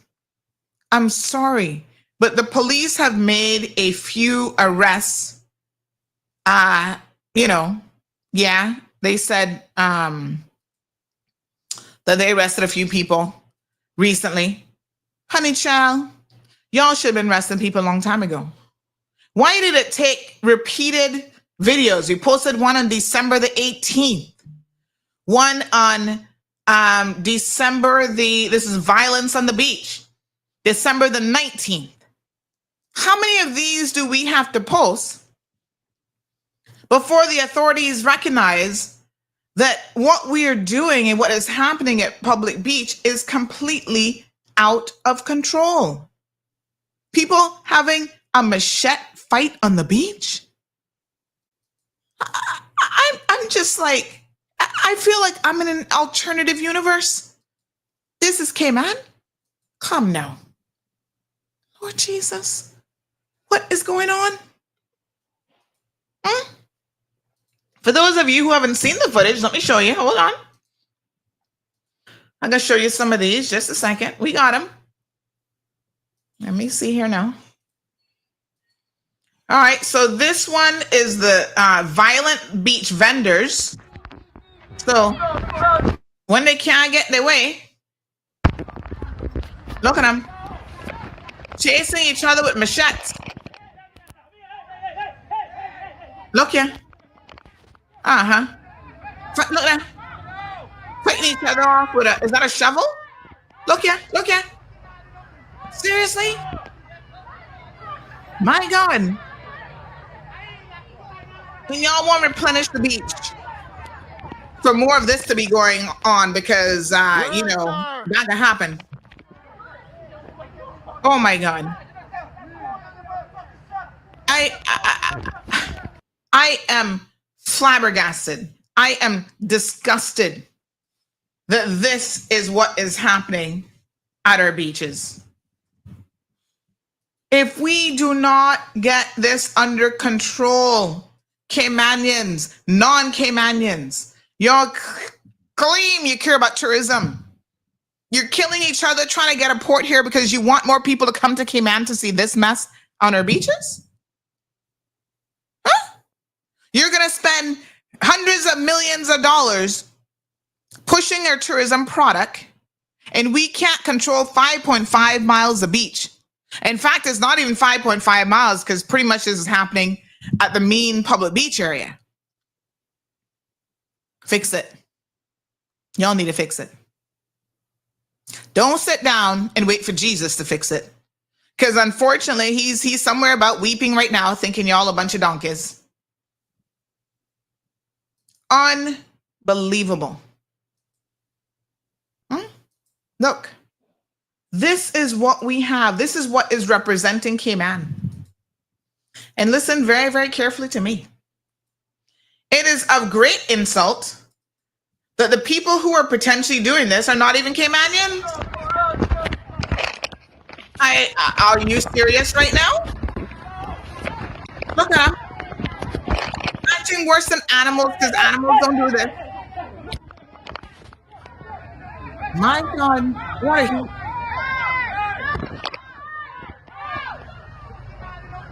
Whoa. Seriously.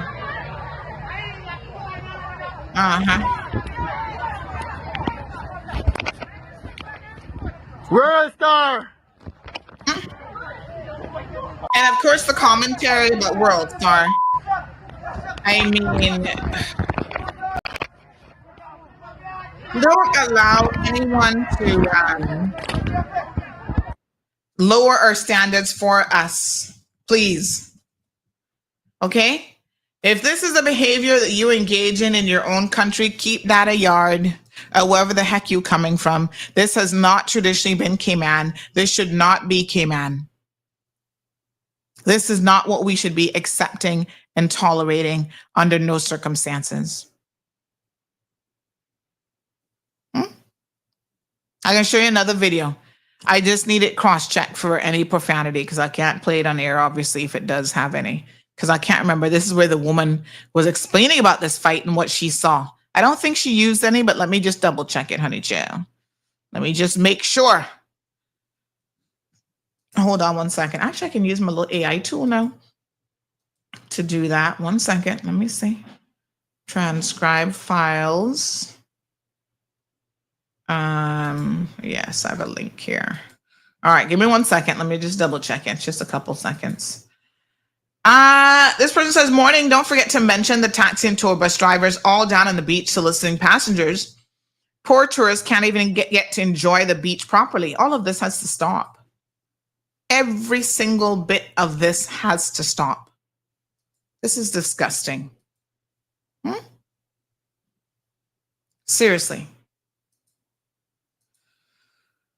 This person says the KPMG report makes a good, is this about the topic? No, this is something else. All right. Okay. All right, let me just review this one here. Give me 1 second. This one says we dropped off, yada, yada, yada. Okay, doesn't look like there's any profanity in this one. All right, let me play you this one as well then. Just 1 second. Here's another video. So this one is of a tourist explaining what she witnessed. Okay. We got off of the Carnival cruise and they picked us up there and they said it was $12 per person to take us to a public beach. When they dropped us off, there were people lined up selling food everywhere, but they were smoking marijuana and just people walking around trying to sell everything. And one of the women that was on the cruise got in a fight with one of the men that worked there. She called her very filthy, vulgar names, and men jumped up and they all started fighting. And we got our bags and left. And that was about 4.5 miles down the other side of the beach. Wow. Wow. Wow. Unbelievable. All of you out there running for political office, I need to hear, as part of your so-called manifesto, how you intend to address this. How are you going to clean up public beach? Now, here's the sad part about this, right? No matter how you try to do it. So the solution that the PPM came up with is, let's license some vendors and not license others. And then you get people all upset that they didn't get licensed. And then the legal vendors are going to come. And if you don't have constant control and patrolling, nothing can happen. The government had those little huts built. They were not done properly, although that was what the government requested. That's what the ministry requested, the size of those be. And so they've never been utilized. They look horrible and they're just there vacant. It absolutely does not make any sense. And so I cannot help but wonder, what on earth are you guys doing? I'm going to play the one with the pervert on the beach. That one does have, based on my little AI tool here, that looks like that one does have one profane word in it a couple times.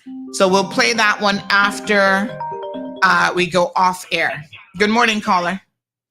Yeah, good morning, Sandy. I'm listening to your program this morning, and I just have a comment to make.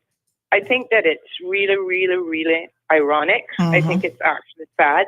It's Deborah, by the way. Good morning and Happy New Year. Morning, Happy New Year.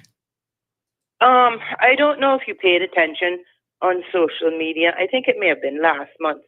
A very good friend of mine, everybody would know who she is, Sherry Ann Borden-Cowan. Her son had a truck that sold food on the beach. Very respectable. I'm not sure the name of it, but he sells a lot of burgers, chips, fries, fish and chips, etc., etc. Very respectable business. He was told that he had to leave and pick up, and he, I think, now is operating behind refuel on the roundabout until he finds a permanent space. It behooves me.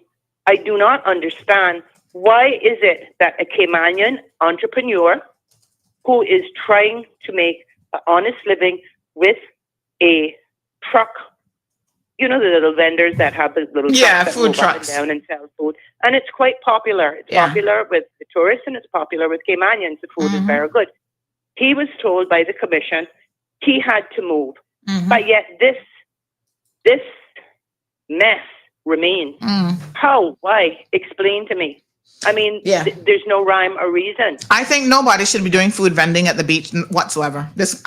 Y'all may not like this, but the only way to ensure that beach stays in pristine conditions is do not allow it, none at all. Well, in this case, as I said, it was a truck. And I'm not speaking to any particular person.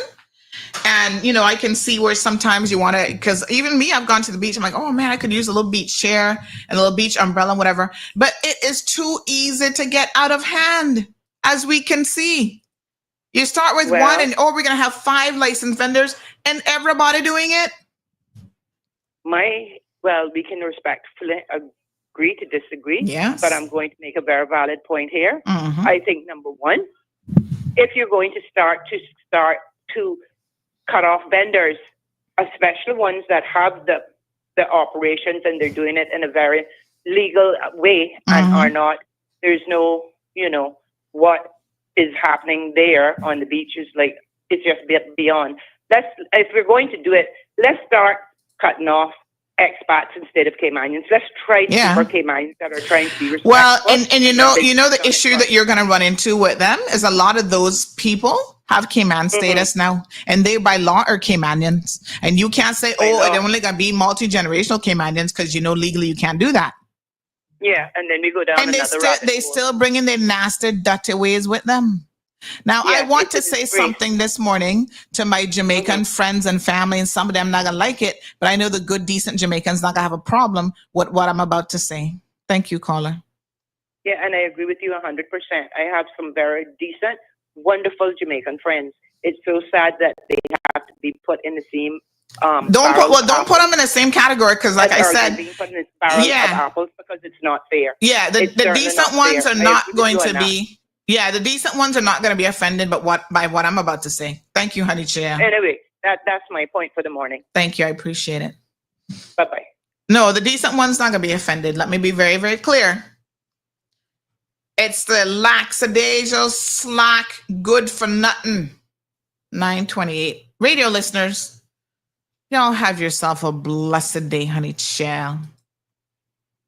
All right, Bobo listeners. We're on social media. Listen to me. Jamaicans, do better. My apologies. And y'all know I'm not talking to no decent Jamaican head this morning. I'm talking about you no good ones that are slack in every aspect of your life. Remember the video I posted the other day with the canoe that came in? Go and look at it. All the comments, oh, Sandy being prejudiced. How she know it's a Jamaican canoe? Y'all are stupid or what? Hey, this is 2025. I don't know what hole in the wall you all are coming out of. Coming on CMR Facebook page, talking about Sandy being prejudiced towards Jamaicans because she said that's a Jamaican canoe. Let me ask you a question. When has it not been a Jamaican canoe? I'll wait for the answer. How you know it, Jamaicans? Maybe who gonna be somebody from Hungary? Y'all crazy, what? It is not an insult to speak the truth. And guess what? If you don't like it, come off the blood clot page. Seriously.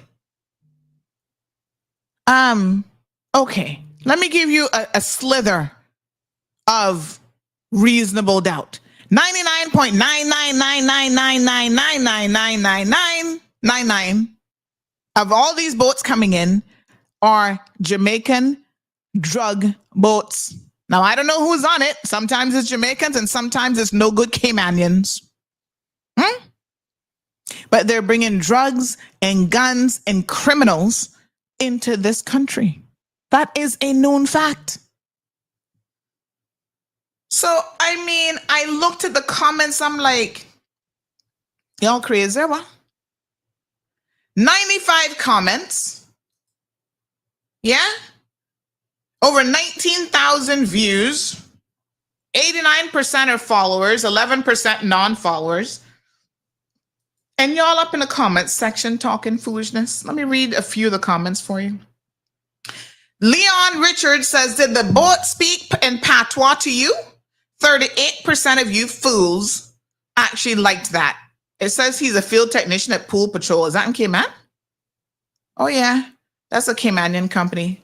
Sir, the boat don't have to speak patois to me because I got something called common sense, which I hate to tell you, but it appears to me that you might actually be lacking in. You want the boat to speak patois for me to be able to tell you definitively that that's a Jamaican canoe boat? Okay. All right, Bobo, if you say so.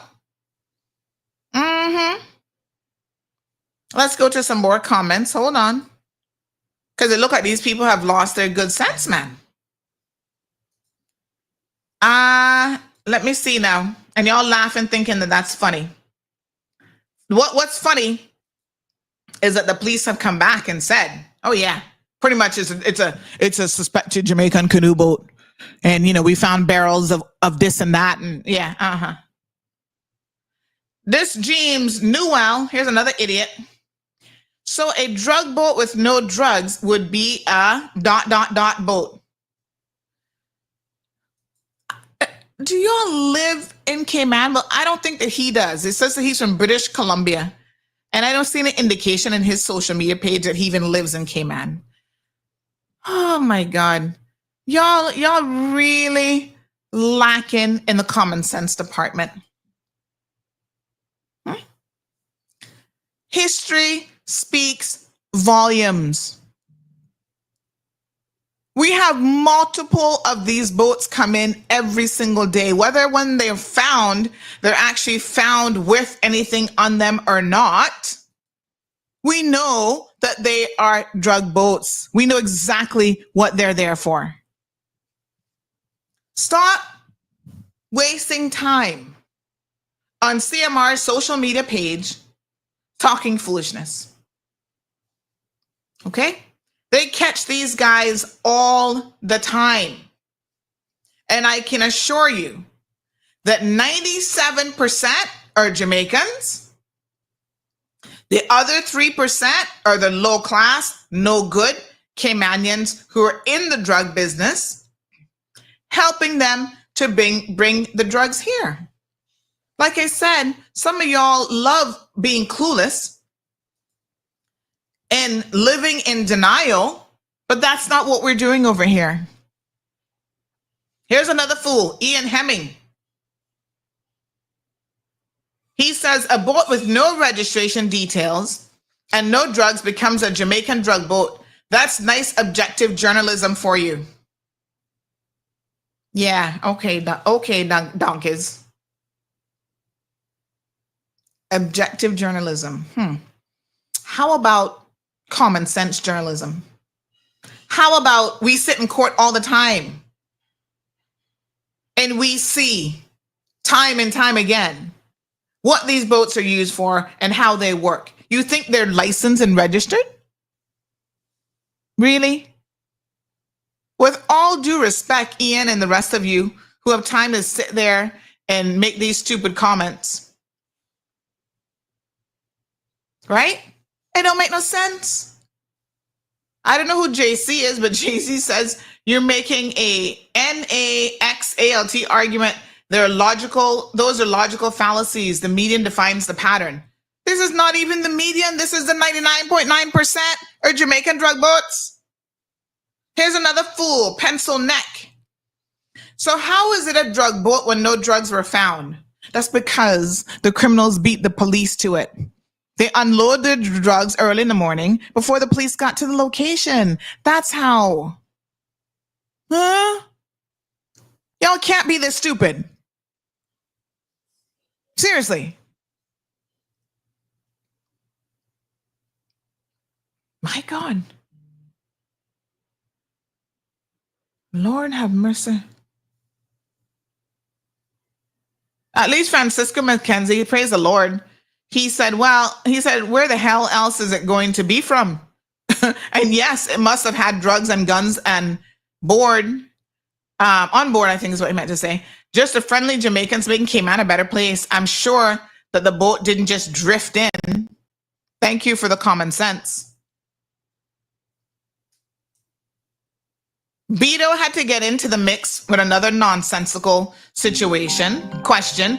So no drugs or evidence of drugs was found in or around the boat. Nobody said that, but anyhow.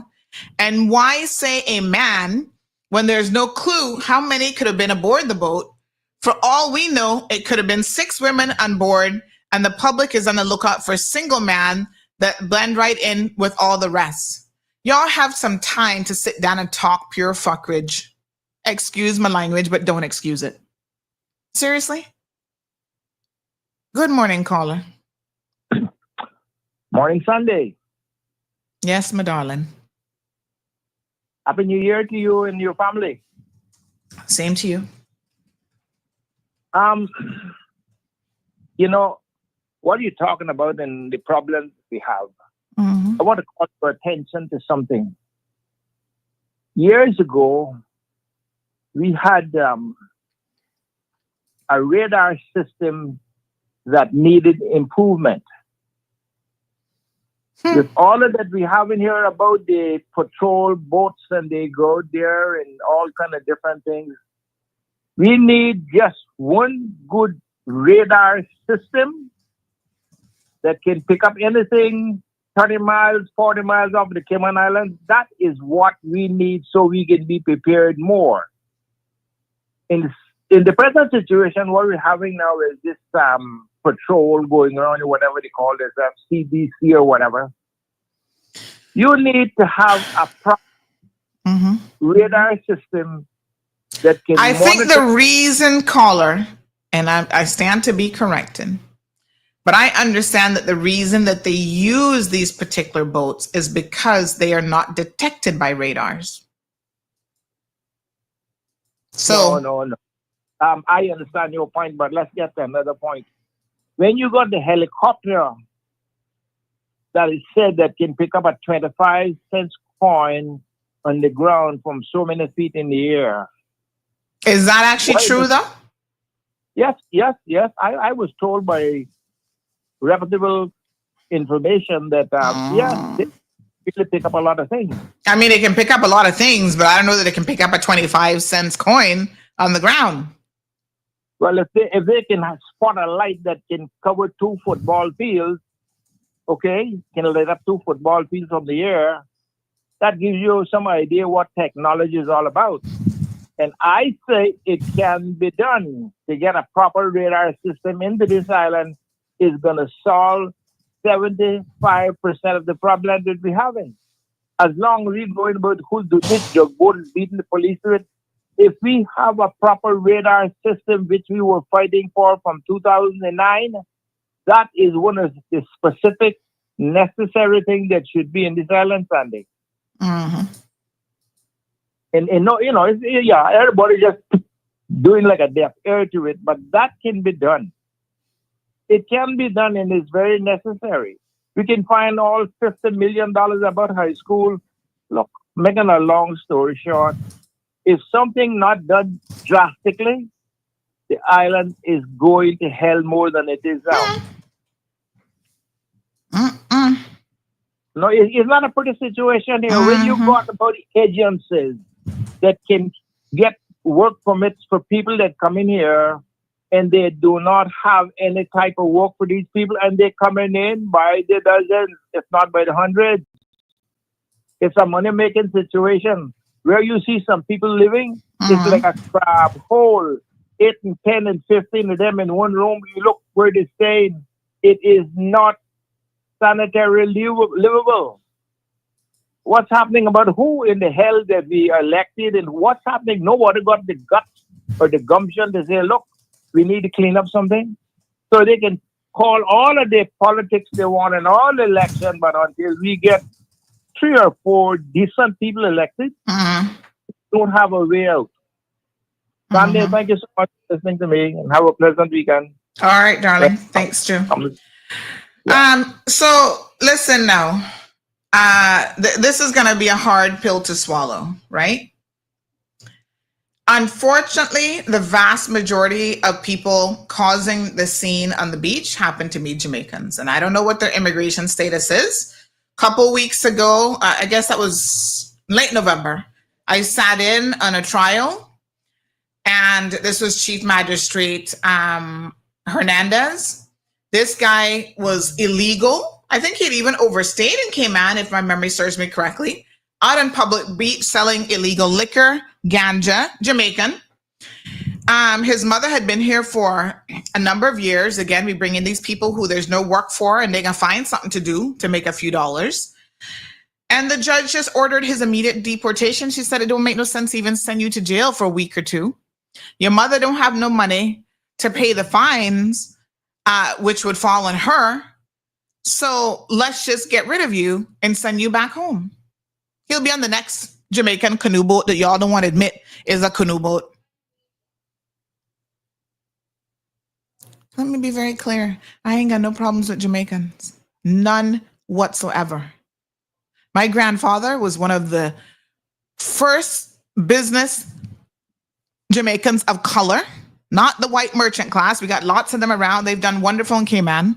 You don't find too many black ones that came here and really back in those days had the first liquor license bar, had the first pool table in Cayman, had the first buses.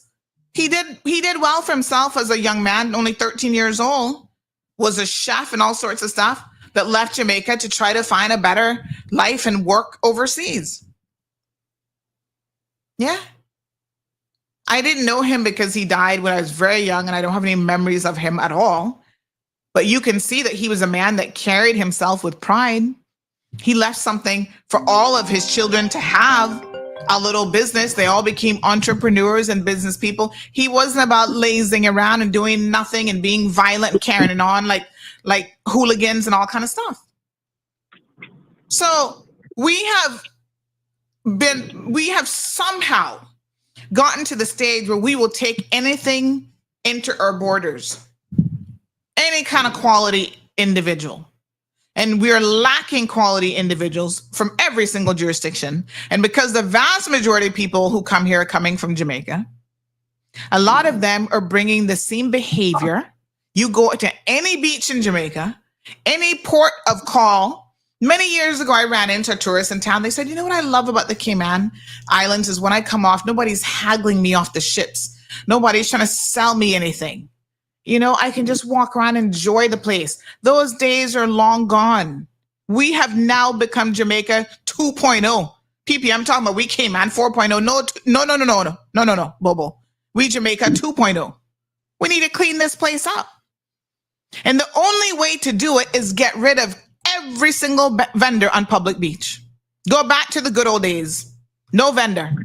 Like I told a visitor last year, oh, do you have any beach chairs at your Airbnb? I said, honey, child, you know what we do here in the Caribbean? We take our behinds and we sit on the beautiful sand. That's what it's all about. Feel your toes in the sand. It feels so nice. Good morning, caller. Sandy. Hello, honey, child. I concur, and that's what I was calling about. They need to take the vendors off the beach. Every single one. It's showing a class that is not fitting of what Cayman is trying to be, and I say that loosely, trying. Yeah, because we're not trying. And let me tell you. If they're going to do something, why don't they build a proper pavilion that serves whatever is allowed to be served out of that pavilion with the proper bathroom facilities, showers, et cetera, et cetera, et cetera. Mm-hmm. And, bring it Well, listen, we have shower facilities there that you don't even want to go to because that's where they be hanging out, selling the drugs and smoking the ganja and weed and stuff. That's what I'm saying. Proper pavilion, proper bathrooms, proper showers. And if it has to be police, then it has to be police. Yeah. You were talking about how, once upon a time, people used to come here to vacation, and it was just most enjoyable, laid back, chill out, just do what you want to do. Now we have people that are pushing, and owners of these businesses pushing their staff to push onto the tourists. Mm. So people do not enjoy their time like we think they're enjoying their time because they're being forced in situations that make them uncomfortable, and they just turn around and walk out. You go into a lot of the stores downtown. That's what they do. Sales clerks push, because their owners and operators are pushing them to do so. Cayman is no longer Cayman. Cayman is not the quaint little tiny tropical island it once was. Cayman is no more, and I don't think we can return. Yes. I really do not think we can return. The only thing that can be done is clean it up now and go forward. Clean it up now and go forward. That's all I have to say, Sandy. Thank you so much. I appreciate it. And unfortunately, I think that this is one of those situations where you can't give nobody an inch, and the good will suffer for the bad, you know? And it's unfortunate, but everybody gonna suffer. No beach vendors at all. That's the only solution.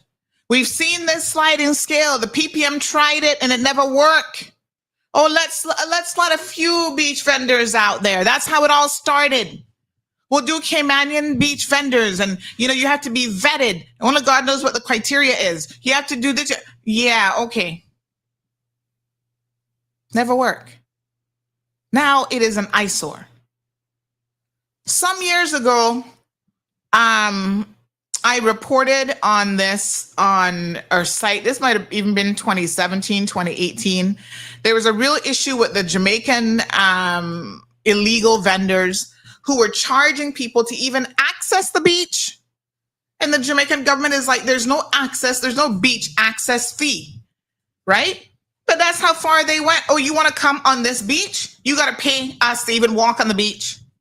Where is it going to stop? Where is it going to end? We've been talking about this Public Lands Commission, and what their role is and what their job is. Those poor inspectors, they don't even know what to do. So I say, to just clean the beach up 100%, right? Don't allow anybody in the beach. Go and find somewhere else to park off your food truck. Sorry. Y'all might not like it. But there comes a point in time when you have to clean something up 100%. There's no halfway point because that simply is not going to work. It's ridiculous. I've been on,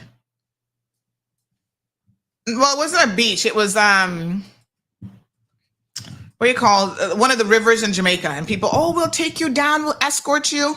And, you know, you want an escort because Child of Rock's so crazy that you're like, oh, Lord, we need an escort to get down to the bottom. And then when they come back, they fighting with each other about who gonna get the money and this, that, and the next thing. You're like, oh, Lord, have mercy. Like, again, they were coming to blows. And listen, you don't want to be in the middle of a situation in Jamaica where people are coming to blows because next thing you know, guns and knives and all kind of shit be pulled out. I told my brother-in-law, I said, listen, because this guy like, oh, we control this area. I was like, Lord Jesus. I was starting to feel very, very uncomfortable. And at the time, my daughter was only 2 years old. I said, listen now, Bobo, we're not getting into no kind of mix up here. It's not my country. I'm not into it. Let me just go pay him whatever he want. He want how many $1,000? I'm not business with that. In US dollars, done on nothing. And it's not worth my life or my safety. But he not the one who take it. I said, me not business. Give it to him, and next time, don't bring me here. Okay? This is not gonna work. Ironically, that same week, there was the Jamaican government warning people that they're getting scammed by these beach people. But what are you gonna do? You gonna start fighting them on the beach? It's like, what? Never make no sense. It's a hot mess. The only way for us to clean it up is to clean it up completely, entirely. I'm trying to find this story because I think you guys would still find it interesting to read. I believe it's 2019. Yeah. I can't remember when, but sometime in 2019. Let me see here now. 2019, I think I was there in August of that year because it was the same year that Gigi was turning 2. I think we were there like the week before she was turning 2. So this story probably came out like September or October. Let me see if I can find it. Anywho, it's a hot mess. All right. That's what Cayman is becoming and has become. And we need to clean it up. Simple. All right. Let me see now. It's just unbelievable.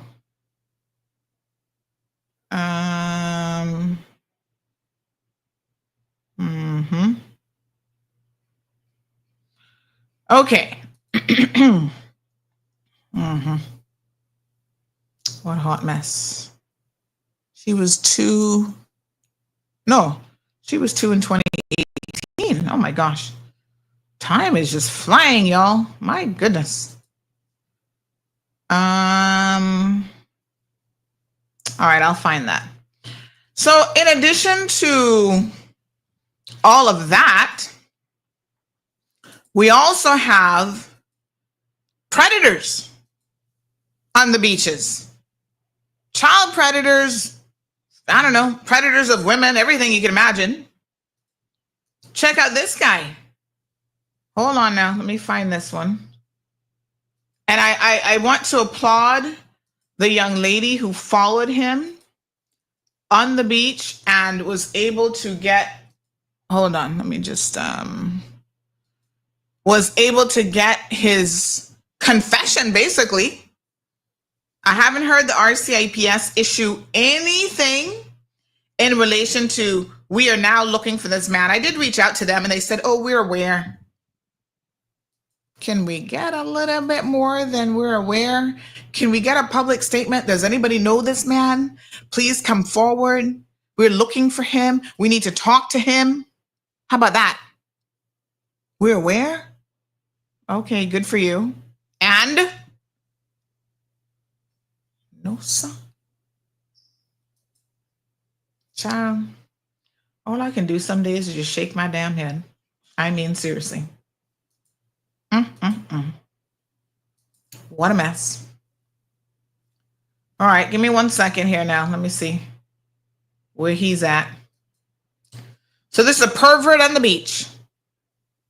I'm telling y'all, you can't let your children go unsupervised. Definitely not in public beach, because if they're not being sold ganja and alcohol and whatever, they're at risk for being sexually assaulted and, potentially groped and all sorts of things. And this pervert sitting there pleasuring himself. Let me see if I can find this one to show you. Here he is. Not sure where this one from. States, maybe? Hey! Pervert! Yeah. We saw what you were doing. We called the fucking cops. I'm sorry. Were you? I was trying to have a moment by myself. In a public fucking beach? I'm isolated. Isolated near two girls in bikinis staring at women? I was not. Yes, you were. I was trying to be hidden. We saw you touching yourself? No. Yes. Okay, we called the cops. Okay, well, I'm sorry. Are you sorry? Yes, I am. If that's the way you felt about it, I wasn't trying to... Felt about it? You were touching yourself in public, you fucking pervert. No? So what do we have videos of? What do we have photos of? Yeah. What's your name? I'm trying to take pictures of myself. What's your name? Just taking selfies. What's your name? Just taking selfies. I thought you were just trying to have a private moment. Why is your story changing? Yeah. Next time, don't fucking touch yourself on a public beach. I learned a lesson. I'll go further. You learned a lesson as a grown-ass man? Further? Okay. What the fuck? Go further? Are you kidding me? Kudos to this young lady. I don't know who she is, but I wish she would come forward. I would shake her hand and, oh my gosh. Thank you, young lady. This is so disgusting. People, let me be very, very clear. Some of y'all have zero scruples. You do not masturbate in public, okay? I don't care where you think you're sitting and how far you are and whatever. That is disgusting. And it's actually illegal to do so. Do that shit in your own house and the privacy of your own home. What is wrong with you people? Like she said, that close to little girls, they saw you. They saw what you were doing, dude. What is wrong with you? RCIPS, y'all talking about you're aware. Why haven't you not put out a public alert for this man so he could be arrested and taken to court? You see, y'all take things a little bit too lightly. This is part of the problem now. Why wasn't all points bulletin put out for him? Because y'all not worried about people just randomly sitting on beaches and masturbating? Are you serious? I'm so glad they caught him on video and got him to essentially admit that he's a pervert. Listen to him again. Hey, pervert. Yeah. We saw what you were doing. We called the fucking cops. I'm sorry. Are you? I was trying to have a moment by myself. In a public fucking beach? What did he say? He's trying to have a moment by himself? You don't have a moment by yourself in public? What the hell? No, sir? Isolated near two girls in bikinis staring at women? I was not. Yes, you were. I was trying to be hidden. We saw you touching yourself? No. Yes. Okay, we called the cops. Okay, well, I'm sorry. Are you sorry? Yes, I am. If that's the way you felt about it, I wasn't trying to... Felt about it? You were touching yourself in public, you fucking pervert. No. No? So what do we have videos of? What do we have photos of? Yeah. What's your name? I'm trying to take pictures of myself. What's your name? Just taking selfies. What's your name? Just taking selfies. I thought you were just trying to have a private moment. Why is your story changing? Yeah. Next time, don't fucking touch yourself on a public beach. All right, I learned a lesson. I'll go further. You learned a lesson as a grown-ass man? Okay.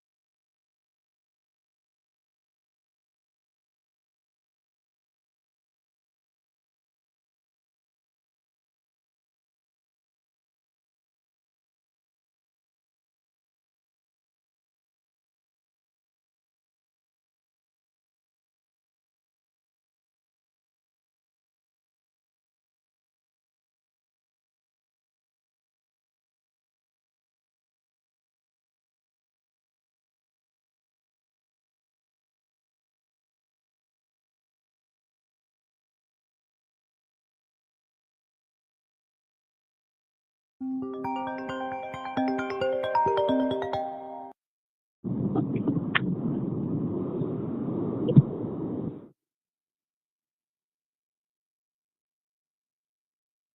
no sound.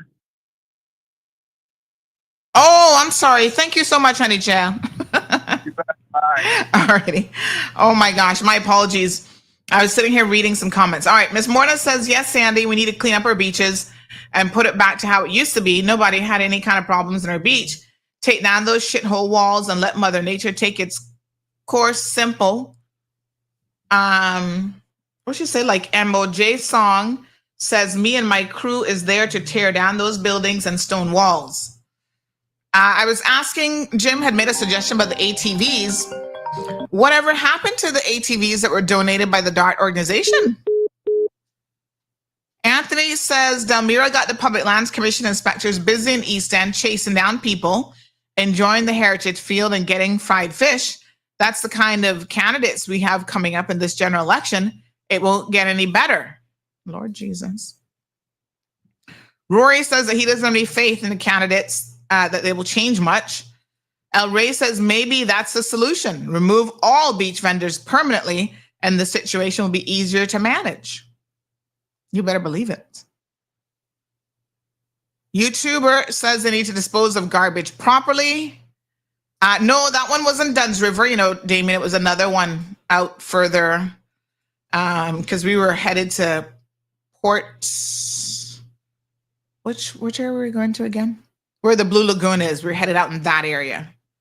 That was the night that we were also stopped in the middle of the road because they had a double murder. And the crime scene people had to stop all traffic. They couldn't let you through because they said the gunmen were still in the area. What a hot mess. Ay. Good morning, caller. Hey, there's no audio. It should be. You should be hearing me now. You're still not hearing me? No. I unmuted myself. Okay, let me just refresh and check it. Thank you, honey. Yeah, no problem. Okay, bye.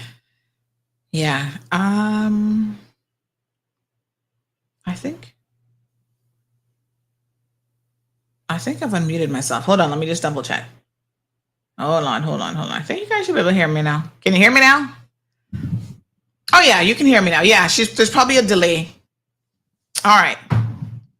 Yeah, there's probably a delay. All right, good. Yeah, I don't even know where it was, honey child, and then they were like, oh, you know, you did they had like a hot, there's a natural hot springs there, so that was nice.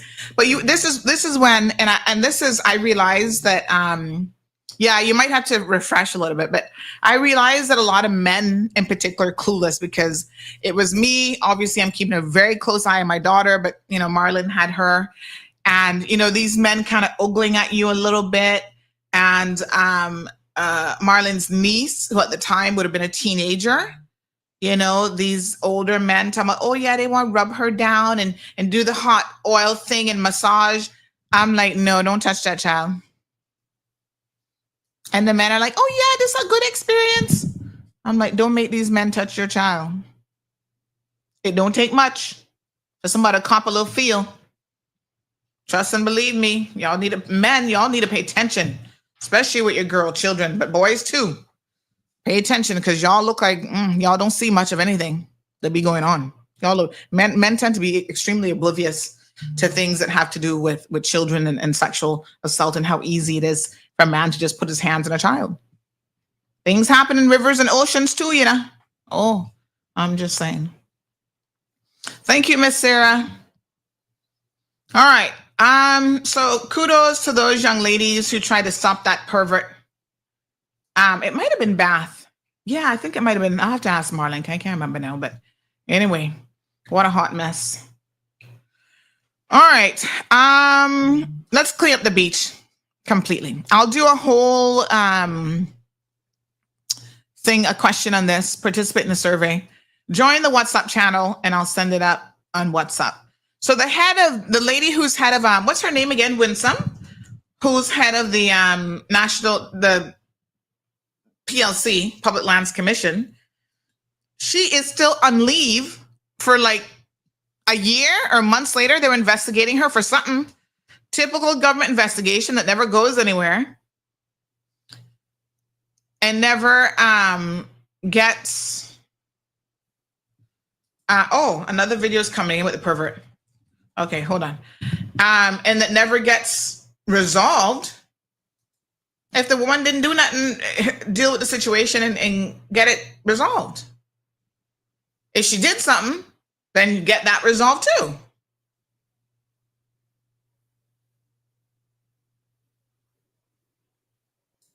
All right, we're going to hear the young ladies actually sent a bit more information in another video. We're going to watch and listen to that.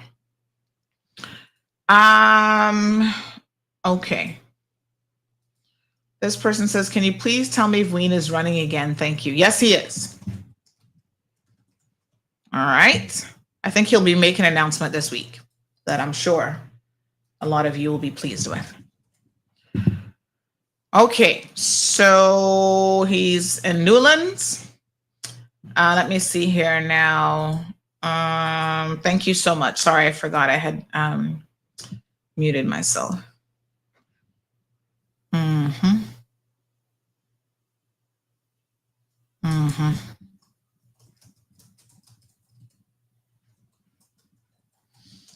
All right. Let me see. This person said we had government purchase and clear that property across from Kirk's. That was supposed to be a place of visitors similar to Royal Palms. And they're asking me whatever happened to it. I don't know.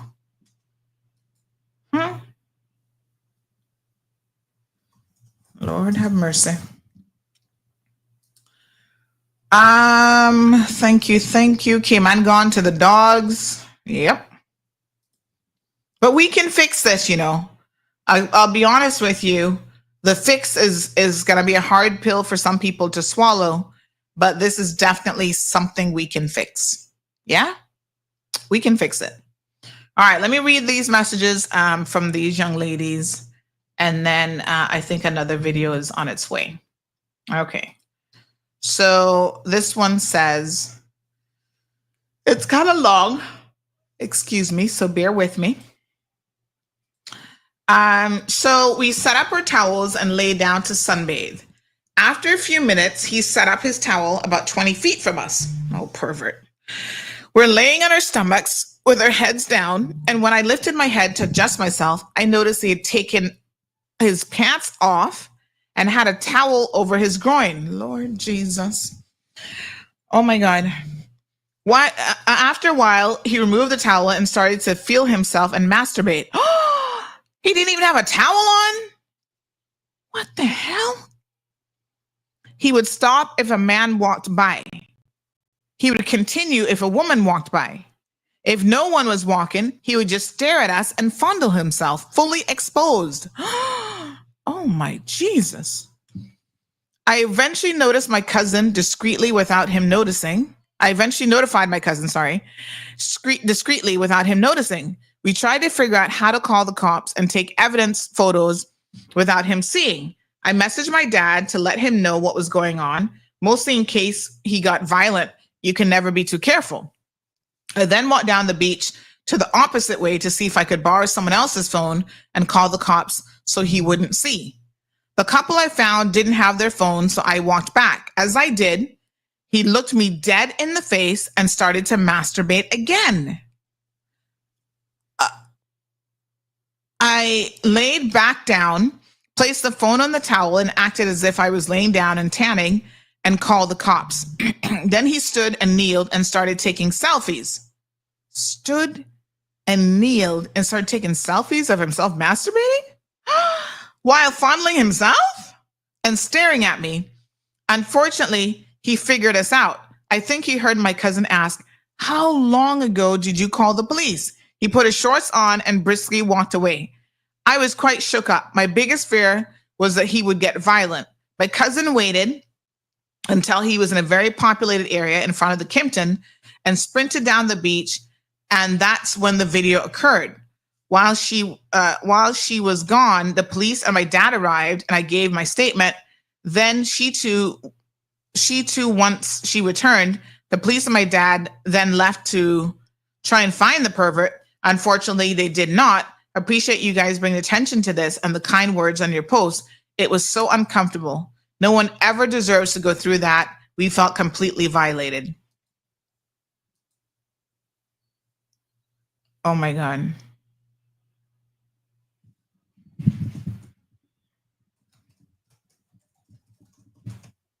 So she's given permission to use that video. The lady, she was talking, talking is on the video too. We have trouble downloading it. Oh, so she has my WhatsApp. Okay, we're going to send it now. Oh, okay. Here is the video. Oh, right. Okay. Hold on. So she's sending it. All right. Here's the video requested. For some reason, I wasn't able to save it via Instagram. Okay. Let me see if I can access it. Oh my God. This is so crazy. Oh, Jesus. Wow. Let me see what we got here.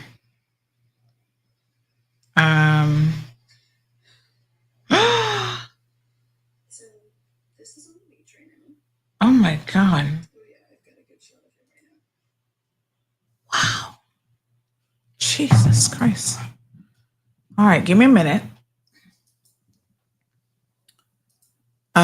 Obviously, adults only. Don't make your kids see this. But this just shows you how bold and disgusting these people are. Oh my God. Whoa. Oh. Wow.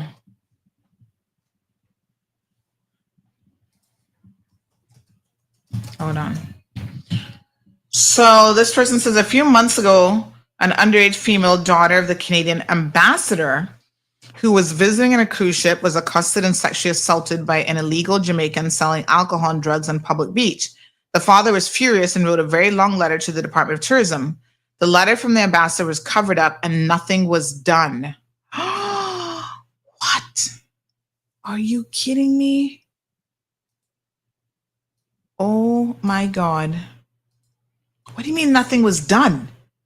The police weren't involved? What? Oh my God. Oh my God. This is disturbing. Wow. Damien, it's a little bit blurred, but here's what we got. Here's a psycho. This young lady. Thank you so much, young lady. Look, there he is in the background. So, this is on the beach right now. Oh yeah, I've got a good. He's completely naked.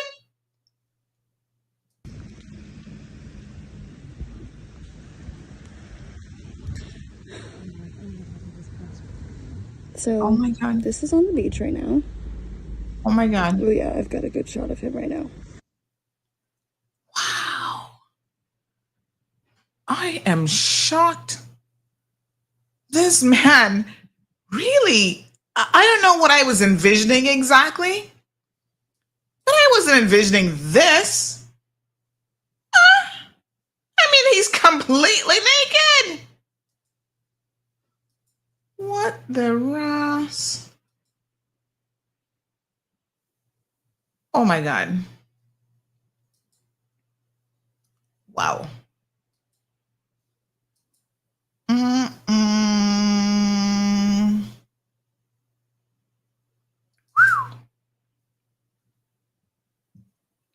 Oh my God.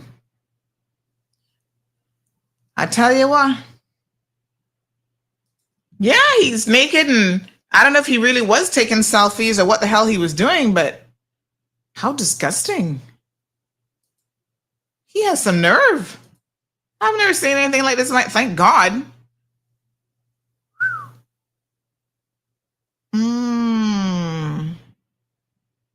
You're right, Shaka. I got to get to the bottom of that one for sure. Oh, that's disgusting.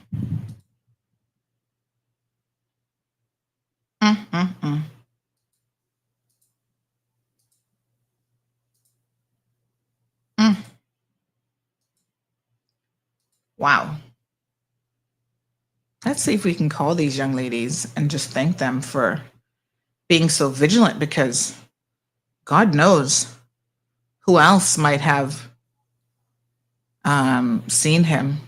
Somebody was saying to me yesterday that these young ladies would make good detectives and reporters, and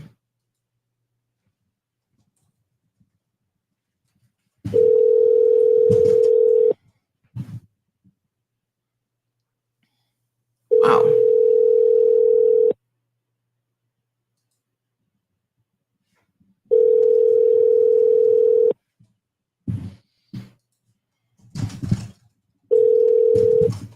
Your call has been forwarded to voicemail.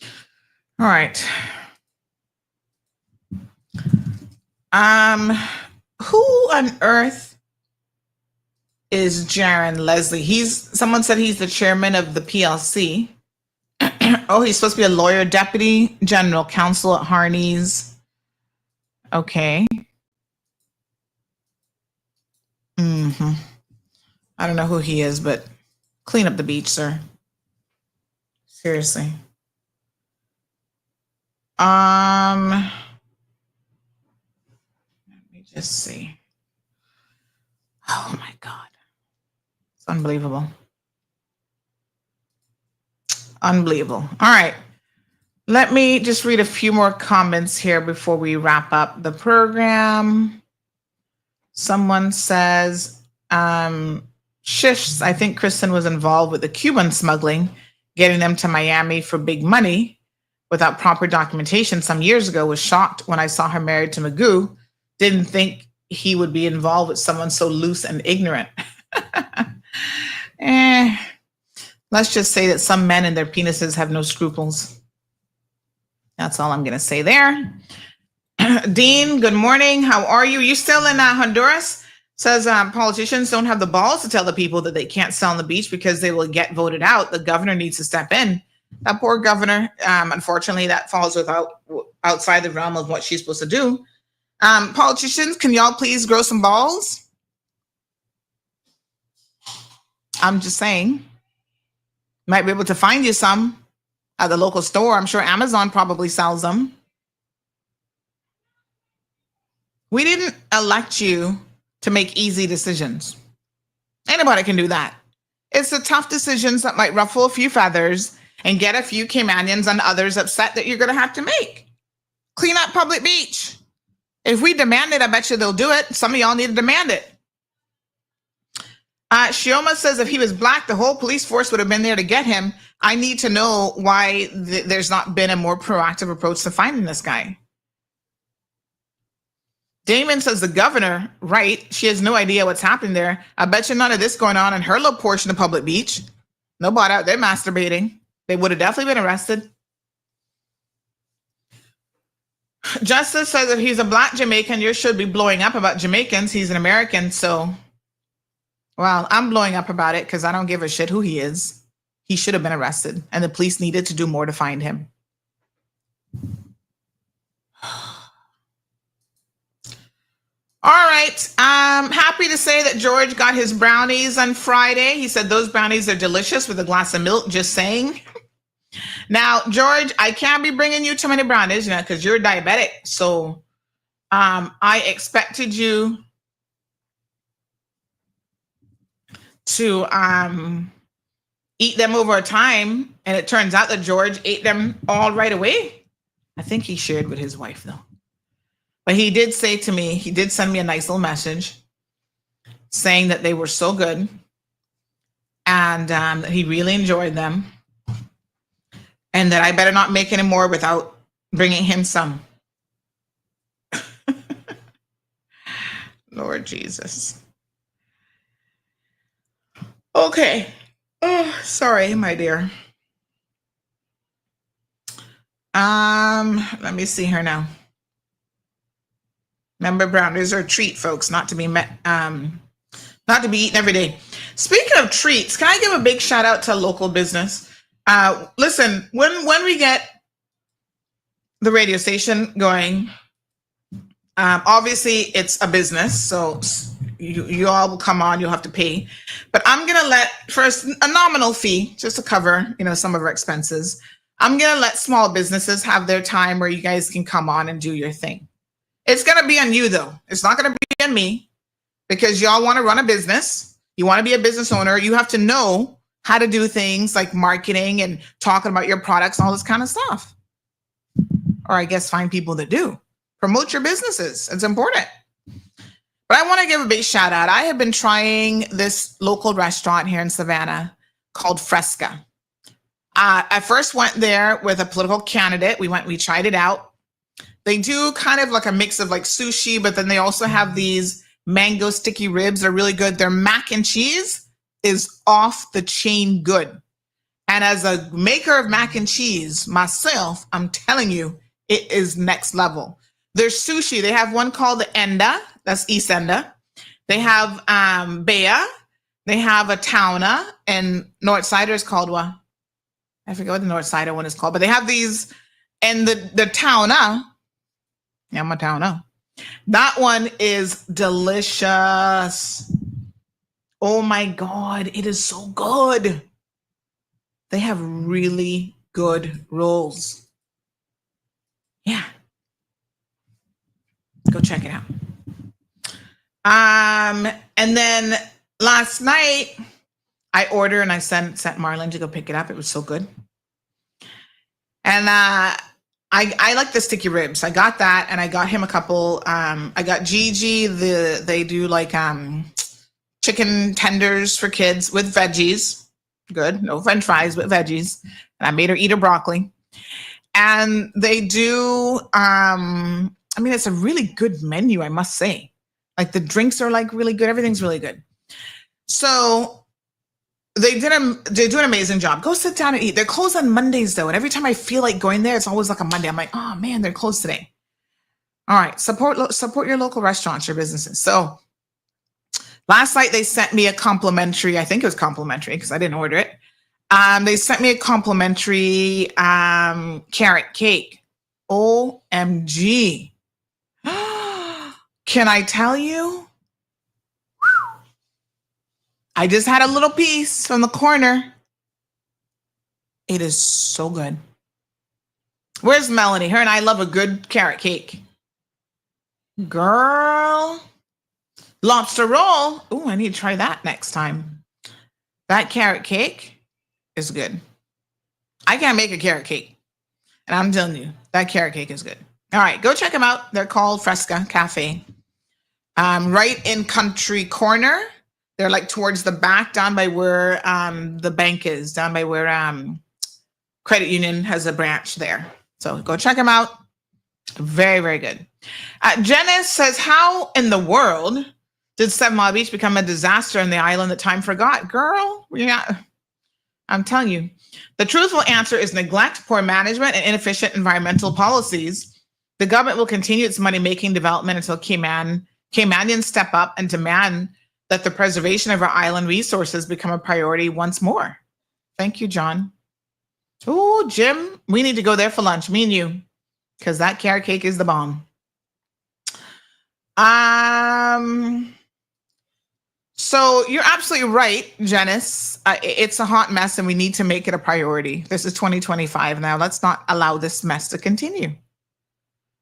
Sure. It's enough. So let me think now. There's something else I was going to tell you all. Oh, we'll talk about this tomorrow.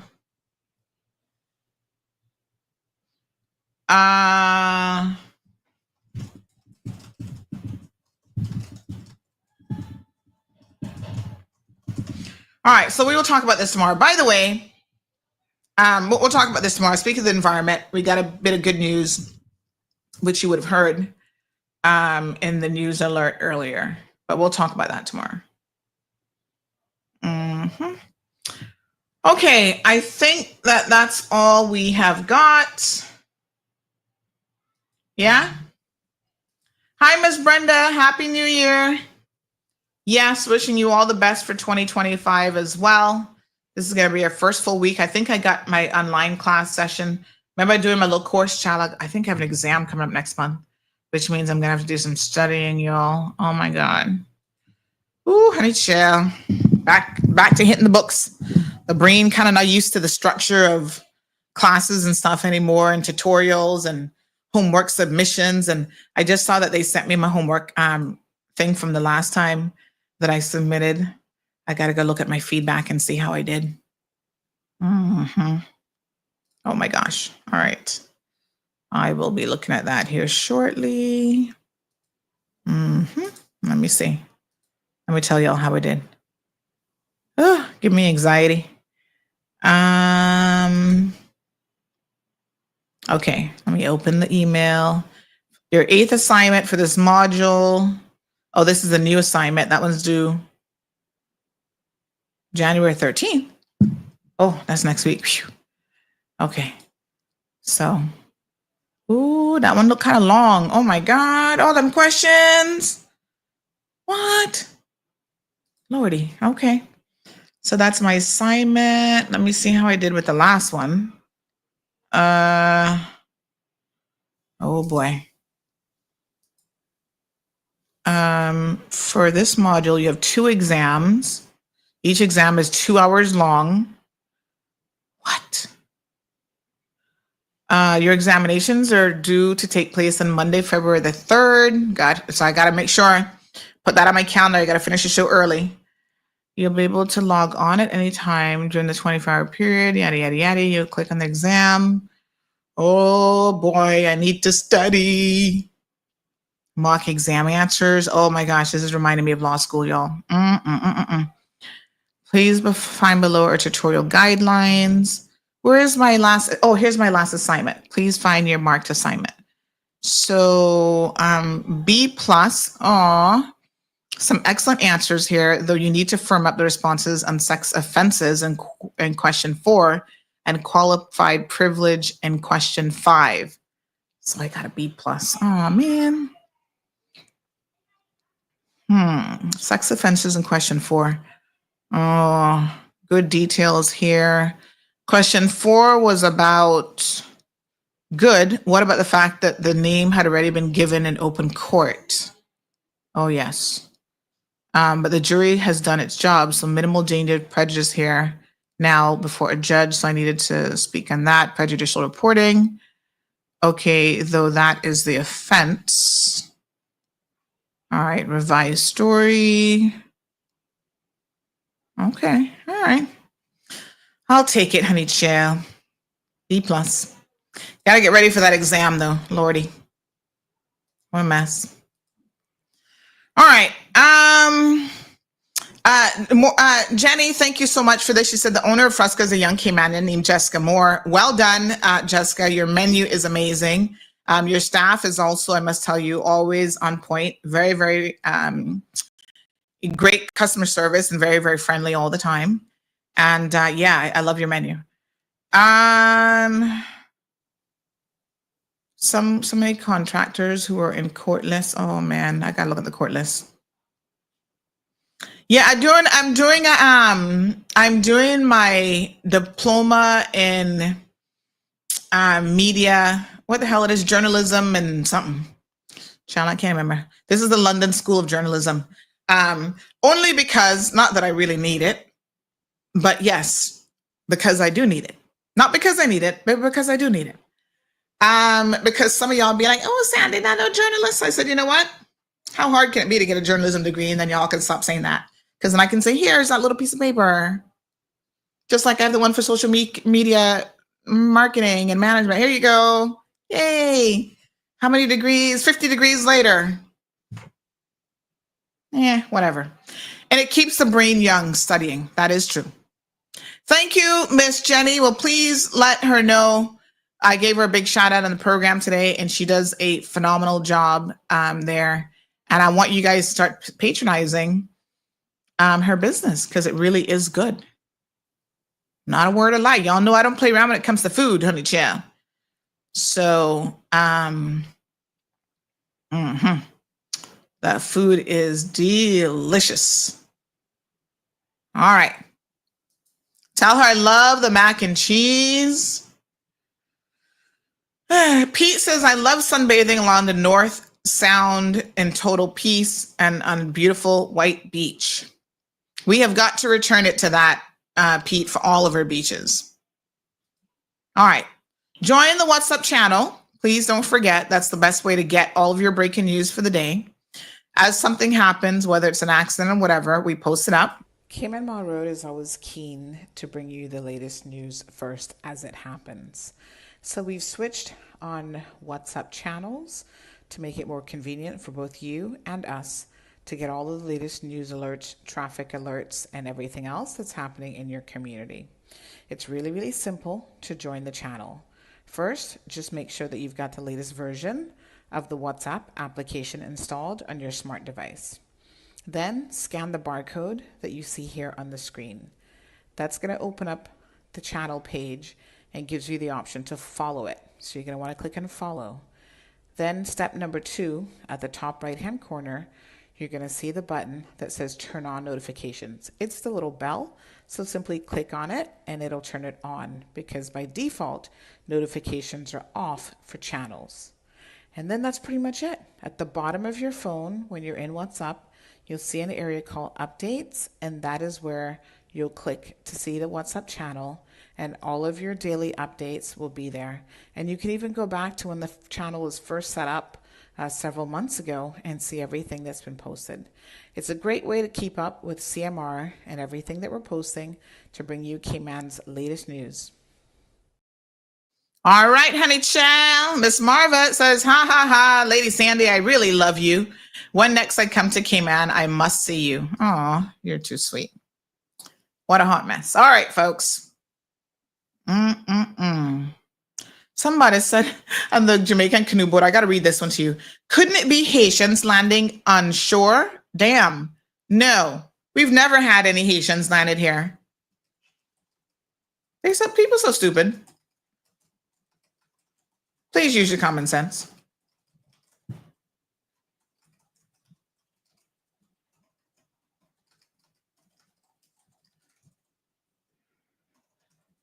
Anyway, the police confirmed. Let me read, since y'all want to think that CMR don't know what's going on with these Jamaican canoe boats. Allow me to read what the RCIPS said.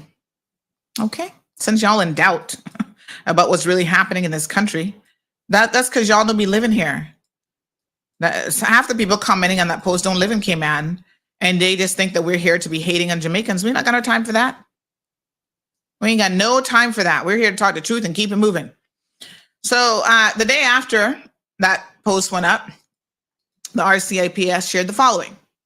Police are investigating after submerged canoe and multiple gas barrels were discovered off East End's Queen Highway in January the 2nd. It is suspected that the boat may have been used for drug trafficking. Ding, ding, ding, ding, ding, ding, ding, ding, ding. And who is the winner? Hold on, let me get my little megaphone thing going. Where's my little megaphone? Hold on. And the winner is Cayman Mall Road. Got the story right. Oh, shoot. Oh, my gosh. Wait a minute. My microphone came on. I think I'm missing a screw. Maybe in more ways than one, honey child. What happened to this? Wait a minute. There's a screw missing on this side for real. Oh, my God. I got to talk to Marlon. All right. Oh, let me turn that off. My thing just fell out. There's a screw missing on this side. What happened to it? Okay, I got to find my screws. Anybody knows where my screws are? Let me know, because I've lost a screw. Emergency services responded to reports of a vessel in distress around 7 a.m. Cayman Islands Coast Guard recovered the sunken canoe, while the RCIPS officers located several barrels washing ashore during their shoreline search. Multitask agency, that means the police, air operations unit, helicopters up, Coast Guard, fire service found no signs of life in the surrounding area. And the RCIPS crime task force has taken over the investigation. They're requesting any witnesses with information to come forward. They express gratitude to the public who assisted with the search efforts. Okay, good enough for you? Honey child. Yep.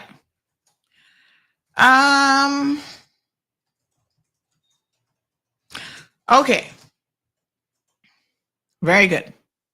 These votes come in on the regular. If you know, you know. Nothing shocking about it. The shocking thing is that we're still in denial, talking about, it could be Haitians. Huh. Could also be Martians, but it ain't them, okay? Thank you, Pete. He said, I worked on the island from 93 to 95 for beach club divers. All right. That's all she wrote, honey chow. Y'all, please have a good day. Thanks, Pete, for tuning in and everybody else. Let me see here. Fresca is good. Lord, watch so see if we not get Haitians land here next week. Somebody like, your goat mouth. No, sir. It's fine. Okay. Y'all be good. I'll see you tomorrow. Toodaloo for now. Thank you for tuning in to another episode of The Cold Hard Truth on Bobo 89.1 FM. Cayman's #1 talk show is live weekdays from 7:30 a.m. Never miss an episode again. Watch anytime on CMR's Facebook and YouTube channels for the latest show episodes. Don't forget to follow us online on our social media channels. And visit CaymanMarlRoad.com for all the latest news and community happenings.